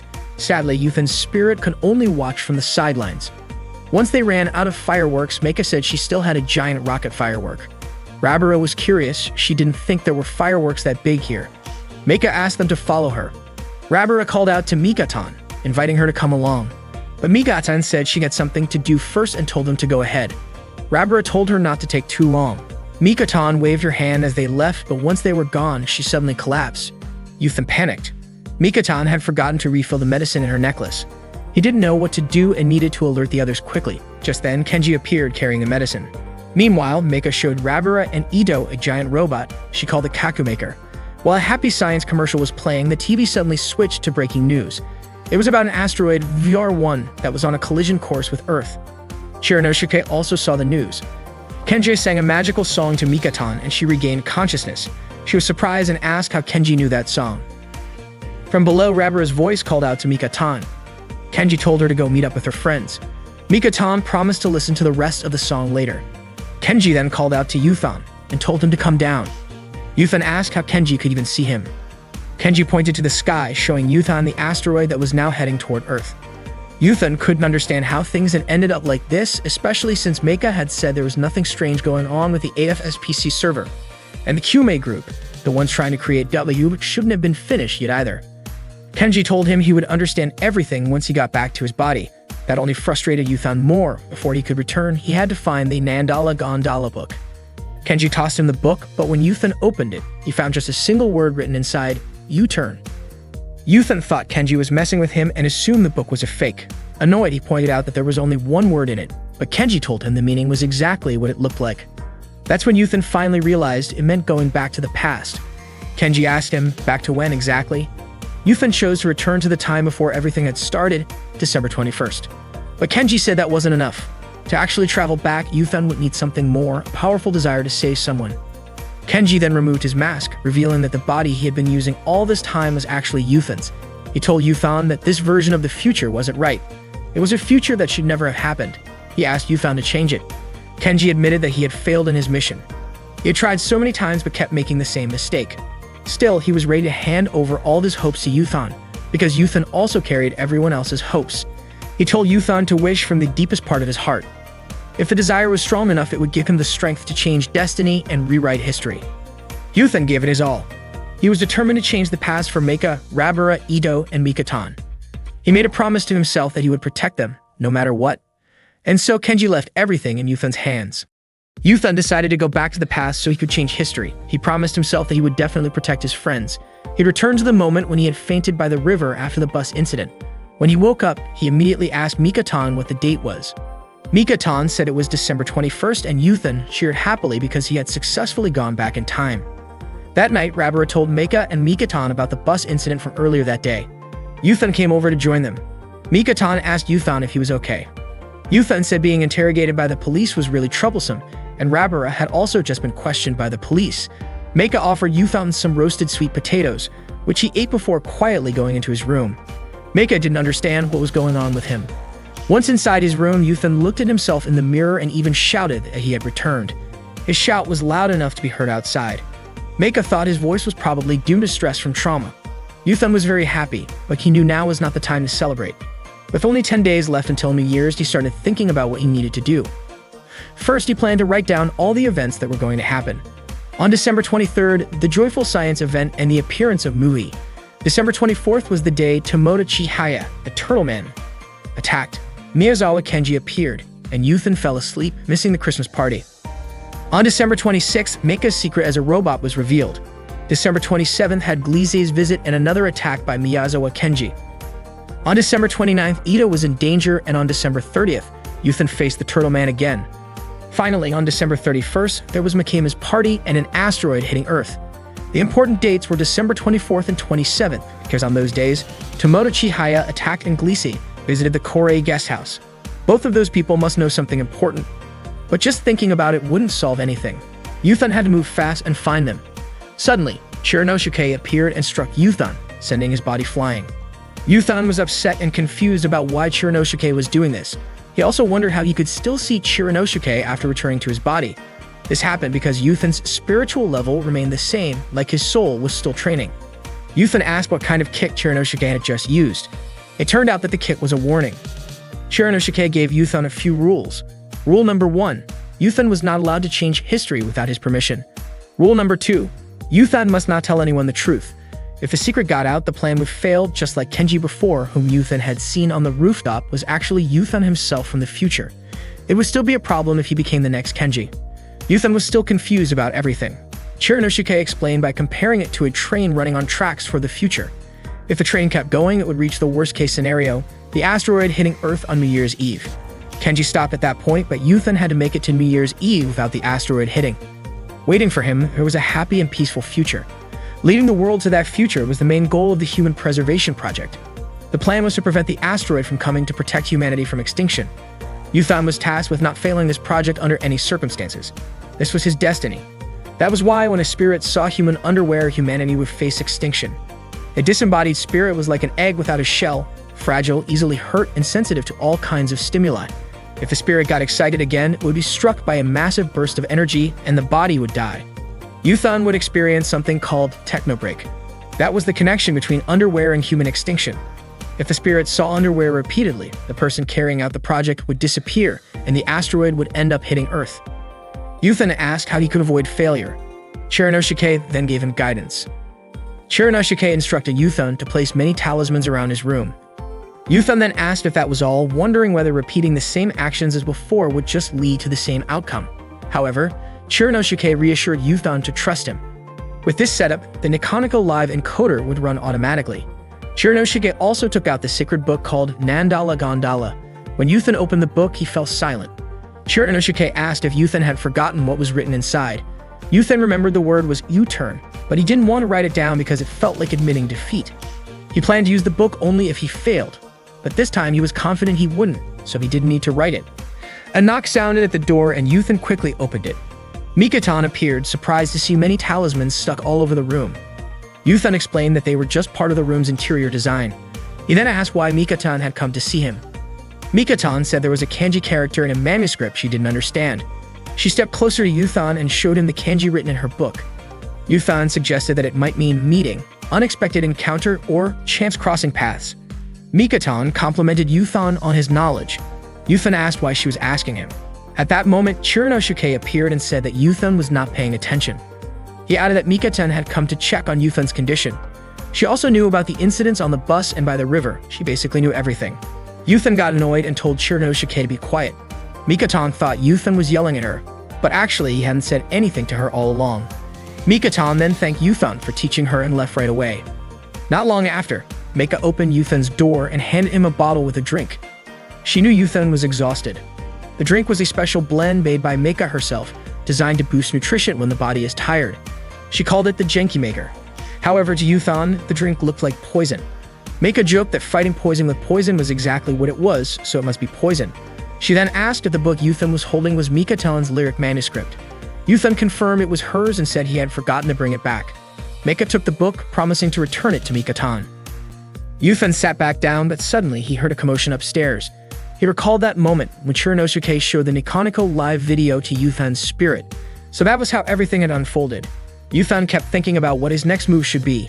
He remembered that his spirit couldn't handle the stimulus from seeing underwear lines, so he needed to act quickly to prevent that from happening again. Yuthan went to Ito's room and noticed that his spirit had already entered. Ito, who had just been in the bathroom, was about to come out to get shampoo. Yuthan knew this was a bad situation, so he tried to hold the bathroom door shut. Ito struggled to open the door and ended up forcefully breaking it down. When the door finally opened, Ito saw Yuthan lying on the floor. Yuthan was shocked to see Ito's underwear lines, and Ito got angry. She threw things at Yuthan and called him a pervert. Yuthan ran into Mikotan's room. At that moment, Mikotan was hopping up and down, trying to reach a book on the top shelf, her lyrics book.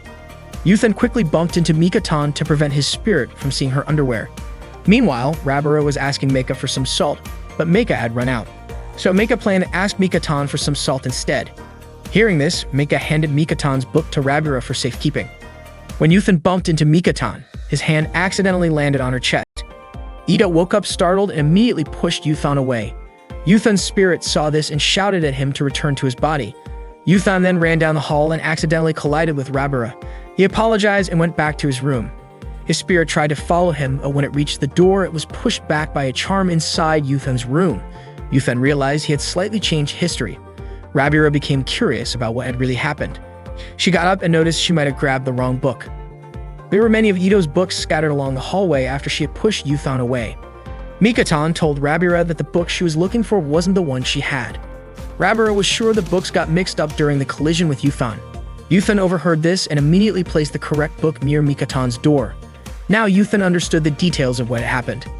On December 22nd, Yuthan had traveled far but got no results. He couldn't get into Kumei's gang headquarters because of the police and reporters there, and he couldn't find Tomoda Chihaya either.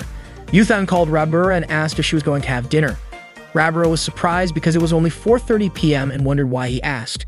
Yuthan changed his question and asked if she was going ghost hunting. Rabura was shocked and wondered how he knew about that. Yuthan got nervous and said he wanted to ask her something, specifically how to contact Lise. Rabura was also surprised that he knew about Lise. Suddenly, a man walked past them. Yuthan recognized him as Tomoda Chihaya, Ito's homeroom teacher, who glanced back at him.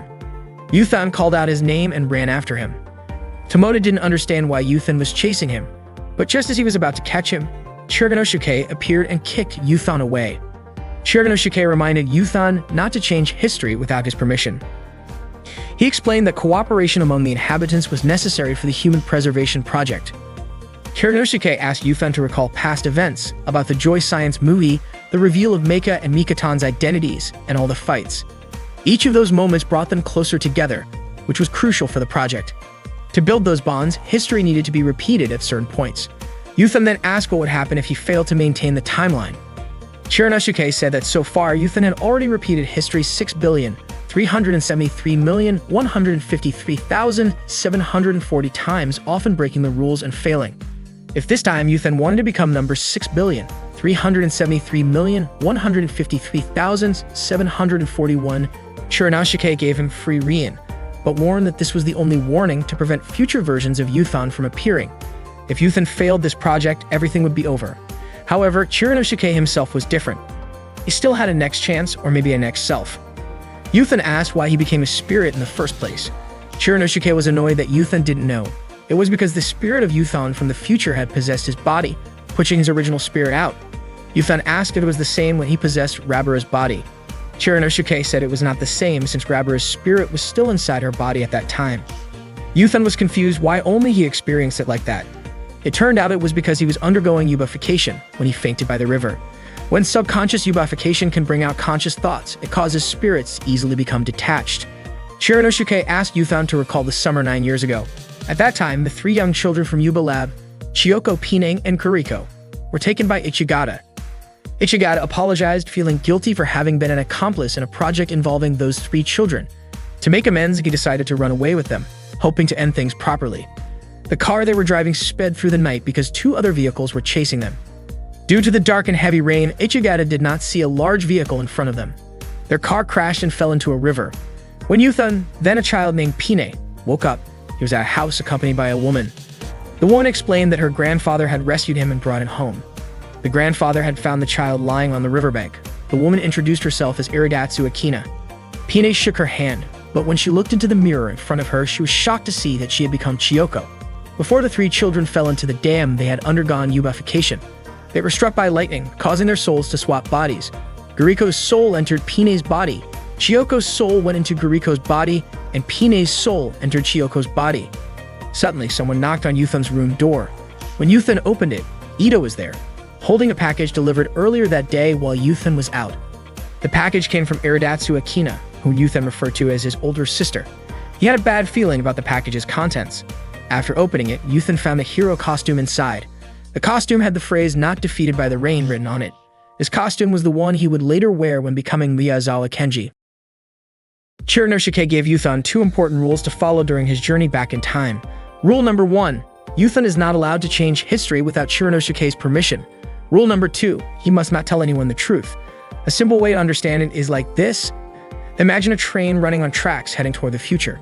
If the train keeps going without any changes, it will eventually reach the worst possible outcome, an asteroid crashing into Earth on New Year's Eve. Yuthan's mission is to reach the new year without letting the asteroid hit. What's waiting at the end of that path is a future filled with peace and happiness. Guiding the world toward that future is the ultimate goal of the Human Preservation Project. No matter what, Yuthan must succeed. That's his destiny. Chiranosuke also gave him one more warning. There won't be another version of himself after this. It's now December 23rd. 2 days have passed since Yuthan returned to the past, and so far nothing has changed. A scream coming from Ito's room made Meika rush out and bang on her door. She asked what that noise was. Ito said it was her own scream. Yuthan heard it too and suddenly remembered. This incident happened on the 23rd. Yuthan was reading a letter from a package sent by his older sister, Akina. She had found something cute and decided to send it to him. It was sold at a party supply store. At the same time, Mui was scratching the wood floor in Ito's room, Mikatam was baking an apple pie, and Rabara was drunk. Yuthan kept reading Akina's letter. She asked him to read a poem online titled Emu ni Mome Kazu. The poem talks about staying strong against the rain, wind, snow, and the heat of summer, having a strong body, not giving in to desire, and not getting angry. Yuthan opened the package and found a hero costume inside, but it looked like he wasn't interested in wearing it. Meanwhile, the man in the turtle costume had taken Mui. Kenji showed up, calling out to him like a hero. Rabara thought Kenji was acting weird. The man asked why Kenji wasn't attacking. Kenji replied that he already knew he would lose and didn't want to feel pain. The man hit him first. Kenji said he wasn't ready, but the man was way too fast. Nobody ever really noticed Kenji. He was never praised or blamed. But even after getting beaten badly and kicked into a pool, he didn't give up. He had made a decision to do this, no matter what, to guide the world toward the best peaceful future possible. The turtle man didn't understand what Kenji meant. Kenji asked for 20 seconds. The man wanted to know why he should wait. Was there a reward? Kenji said yes, then ran to room 102. Suddenly, Meika asked him for help removing the two-maker device from her body. Kenji did it and accidentally caught a glimpse of her underwear. That triggered his power. He told the man to wait and freed Mui. But when he turned around, the man was gone. Kenji immediately gave chase. Rabara and Ito noticed how different Kenji seemed now. Kenji wondered if it was okay to keep going like this, since he was breaking Chiranosuke's first rule, changing history without permission. So far, 6,373,153,740 others had broken that rule and failed. Kenji had no choice but to fight. He couldn't let the man escape again. The man cried out in pain. Kenji said it shouldn't be a problem, since Tsubuchi Kyumei was using someone else's body anyway. The man was shocked that Kenji knew who he was. He asked who Kenji really was. Kenji said it didn't matter. What mattered was the real reason asteroid VR1 was going to hit Earth. Kyumei acted confused, but Kenji could tell he was faking it. When Kyumei tried to attack again, Kenji punched first. Kyumei laughed and said he and his group had no plans to drop the asteroid, at least not yet. Kenji then asked why Dio still wasn't finished. Kyumei explained that completing W requires the regeneration of the bear cub. Kenji said that he heard the bear cub originally belonged to the Kyumei group. The man asked how Kenji knew that, but Kenji did not answer. The man confirmed that the bear cub was indeed his creation from the Uber laboratory. He said Kenji knew everything because Kenji was also a user of Uberification. The Uberification lab belonged to the Kyumei group. He was the one who created the Uberification prophecy and designed the Hercules virus. Kenji was furious at Tsubuchi Kyumei, blaming him for everything that had happened to him and the others in the past. The man said there was no point in hurting his current body. Kenji asked why Tsubuchi Kyumei did all of this.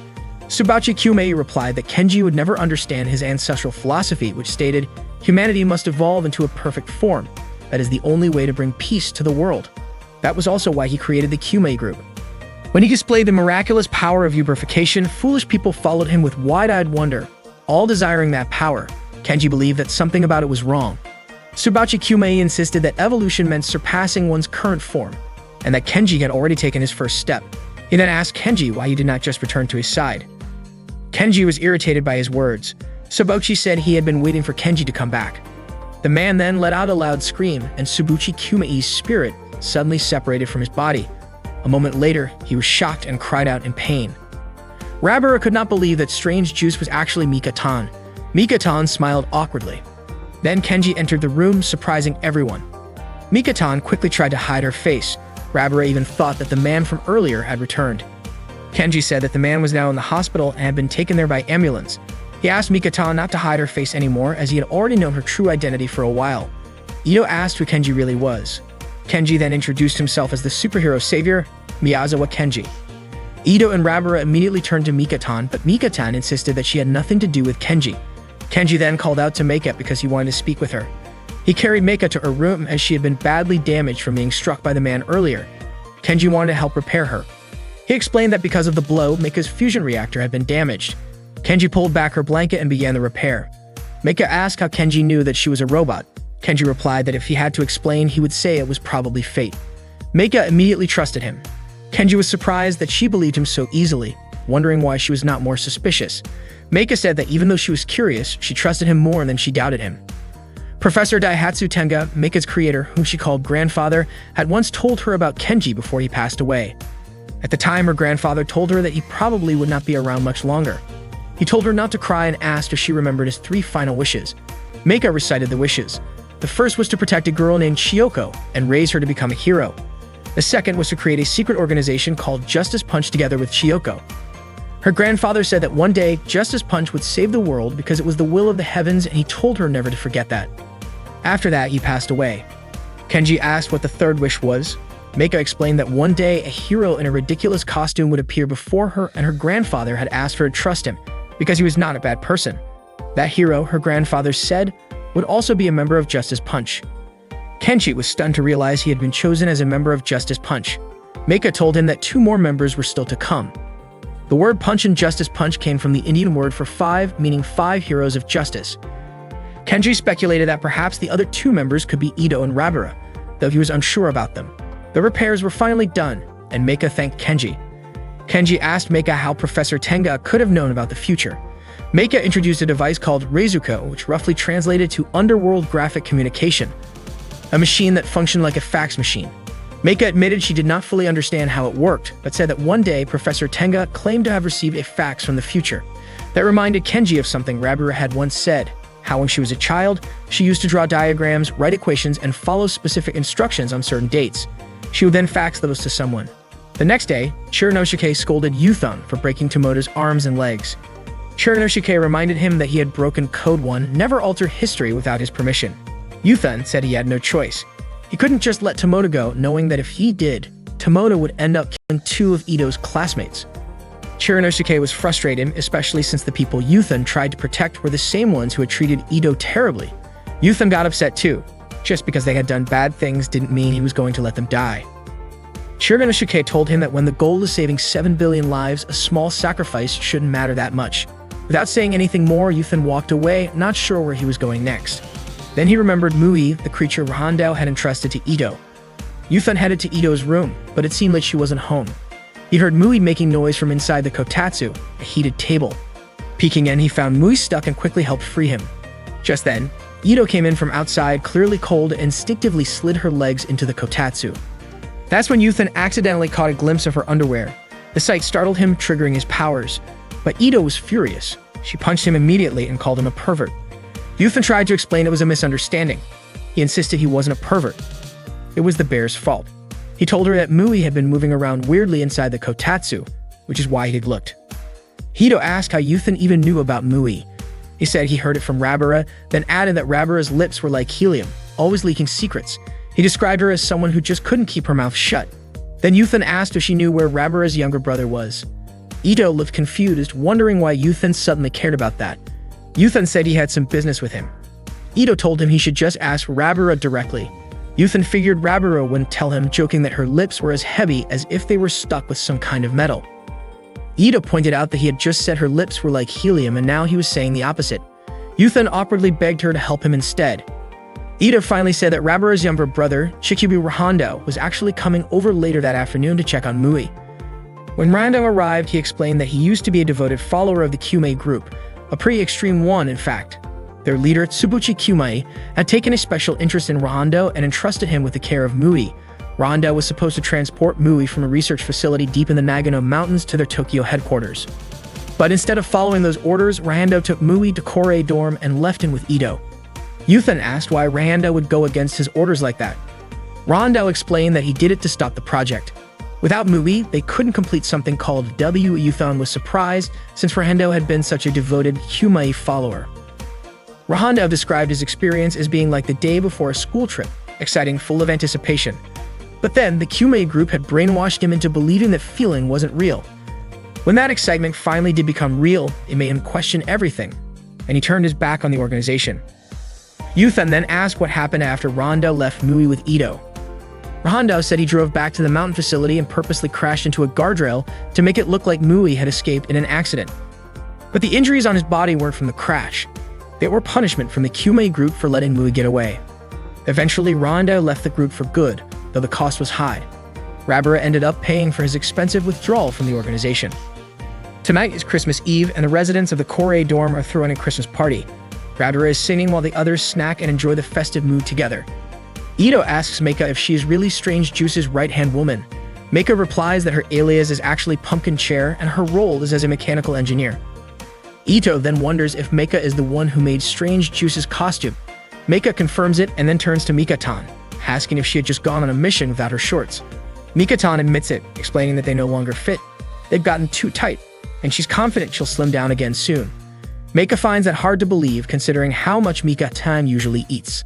They all burst into cheerful singing together. This time it's Yuta's turn to sing, but he hasn't sung yet. Mika-tan encourages him to join in, but Yuta refuses. Everyone insists, reminding him that it's tradition for everyone in Korei dorm to sing. Yuta keeps saying no and explains that no matter how much they try to persuade him, he just can't sing. But eventually, Yuta ends up singing with them after all. Mika-tan cheers, saying Korei dorm is the best. Then, teasingly, Rabara lifts up Mika-tan's skirt for fun, revealing her underwear. Mika-tan quickly takes a photo in response while Yuta immediately covers his eyes, afraid of getting too flustered again. They all laugh together. Mika-tan wonders aloud when they'll have another party like this. Ito says the next celebration will be on New Year's Eve. Mika-tan excitedly hopes for something that will make their hearts race. Yuta suggests a fireworks party. Mika-tan agrees, delighted by the idea of watching fireworks in the cold winter air. It's that contrast that makes her love the idea even more. Later, Mika-tan pulls Yuta aside for a private conversation. She wants to thank him for saving her from the bus hijacking the other day. Yuta tells her she doesn't need to thank him. Mika-tan adds that ever since she met Yuta, she's felt something like a strange sense of nostalgia. She quickly apologizes for saying something so odd and walks off. Suddenly, she collapses. Yuta rushes to help her right away. While talking privately with Yuthan, Mika-tan shared that she had been feeling something ever since she first met him, something that felt oddly nostalgic. She apologized for suddenly saying something so strange, then turned around to leave, but just as she did, her body gave out and she collapsed. Yuthan panicked and rushed to help her. He checked the medicine stored in the necklace she always wore, but it was empty. He immediately ran to Mika-tan's room, urging her to hold on. Thankfully, she was saved. Mika-tan thanked Yuthan, confused about how he knew where she kept her medicine. Yuthan then begged her to stop being Strange Juice. Mika-tan asked why. Frustrated, Yuthan said it should be obvious. Her body was clearly weakening from repeated eubiffication. Now realizing how much Yuthan knew about her, Mika-tan couldn't believe it. There were people depending on her. Yuthan questioned what the point of that was if she ended up dying. He even mentioned that Ishigata never wanted this either. Shocked that Yuthan knew about Ishigata, Mika-tan began singing a magical song that Ishigata used to teach her. She was even more stunned when Yuthan recognized it. Yuthan then revealed that he was actually Pine, and that the body he was in used to belong to Mika-tan back when she was still Chiyoko. Overwhelmed, Mika-tan broke into tears and hugged Yuthan tightly. She was angry he had stayed silent all this time. She had missed Pine so much. Mika-tan then shared what had happened in the past. After their car accident and falling into the dam, Ishigata had rescued her. At the time, they also searched for Pine and Guriko, but the storm made it impossible. It wasn't until the next morning that Mika-tan realized her body had been switched with someone else's. She had no idea how it happened. Devastated, she cried endlessly, not knowing what would become of her without Ishigata. Yuthan explained that was why they had come to the Tokyo apartment. Mika-tan was again surprised that Yuthan knew that too. She recalled that she and Ishigata lived in the apartment for a year. But one day, people from a lab tracked them down. Ishigata was seriously ill at the time. She told Mikatan to escape through the window. Mikatan refused, not wanting to leave her behind. But Ishigata insisted, saying her condition would only slow Mikatan down. Still, Mikatan didn't want to go. She couldn't bear to leave without Ishigata. To calm her down, Ishigata promised to catch up after dealing with the intruders. Sadly, that promise was never fulfilled. Not long after Mikatan ran out, the apartment caught fire. She stood crying in the rain, watching the place burn down, until Mika found her. Mikatan shared that Ishigata loved cinnamon. Things like cinnamon toast and apple pie, even cinnamon tea. At first, Mikatan had thought cinnamon was some kind of candy, so she tried it, which made Ishigata burst out laughing. Every time she smells cinnamon now, it reminds her of that moment, the apartment, and Ishigata's smile. Yuthan pleaded with her to think again about what Ishigata truly wanted, especially since she gave her life to protect Mikatan. But Mikatan didn't respond to that. Instead, she asked if Yuthan remembered the ring. She used to fight over it with Kuriko, and she really missed it. The next day, Yuthan kept calling out for Meika, but got no answer. He went into her room, but Meika wasn't there. Only the TV had been left on. He called her phone, and when Meika answered, she asked if he had seen it. Confused, Yuthan asked what she meant. Meika thought Yuthan was calling because he had seen something. When he said he hadn't, she explained that she had sent him a picture before she left. She called it a late Christmas gift. She then asked why he had called. Yuthan, a little annoyed, asked where she was, but Meika joked and said she was on Earth. Irritated, Yuthan insisted he needed to talk about something serious, Mikatan's physical condition. Meika was at the station dealing with a minor issue with her device and was on her way to buy a replacement part. Yuthan asked her to come to his room as soon as she got home, and Meika agreed. After hanging up, Yuthan opened the message Meika had sent him and was surprised to see a photo of Mikatan's skirt lifted, revealing her underwear. Then Yuthan turned on the TV, which was showing a debate about an asteroid. One of the experts explained that basically stopping the asteroid was impossible. Nuclear weapons were ineffective in space since they didn't create explosion waves, and even with dozens of missiles, it wouldn't be enough to destroy an asteroid 2 kilometers wide, though it would be a different story if there were thousands of missiles. This made Yuthan recall what Gliese had said about the United States secretly launching a military satellite equipped with several nuclear missiles into orbit. The mission was to use those missiles to destroy any incoming asteroids. Yuthan realized all those statements were fabricated. He knocked on Rabura's door but got no answer. Then he went to Ito's room. Ito was surprised that Yuthan had come in without knocking first. Yuthan asked where Rabura was, and Ito said Rabura had left early that morning because she had a sudden request for an exorcism. Yuthan tried calling Rabura, but her phone was off. He returned to his room only to be startled when Shiranosuke suddenly appeared. Shiranosuke said he really wanted to show up like a typical ghost. He asked Yuthan if he had found any clues.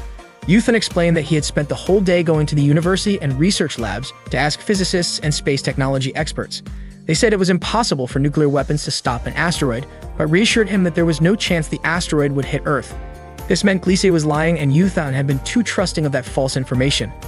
It also meant that the U.S. Department of Defense's Intelligence Bureau was either lying or had intentionally fabricated the story. Yuthan said that tomorrow would be the day of reckoning, with Glise's visit and Miyazawa Kenji's attack scheduled. He finally understood why Kenji had attacked Gliese earlier. Just then, someone knocked on Yuthan's door, and Shiranosuke said goodbye. Meika arrived at Kenji's room wearing a thin, see-through outfit. Yuthan quickly closed his eyes and wondered why Meika was dressed like that. She explained that the hot weather was making her feel overheated because her cooling unit was broken from the hit she took earlier. Meika went inside and sat in front of Yuthan, who kept his eyes closed and asked her to stop that. Meika said it shouldn't matter since Yuthan was also a woman. Yuthan insisted he was male and threw a shirt to Meika. She put on the shirt, which Yuthan noticed made her look even more attractive. He then tossed a blanket to her.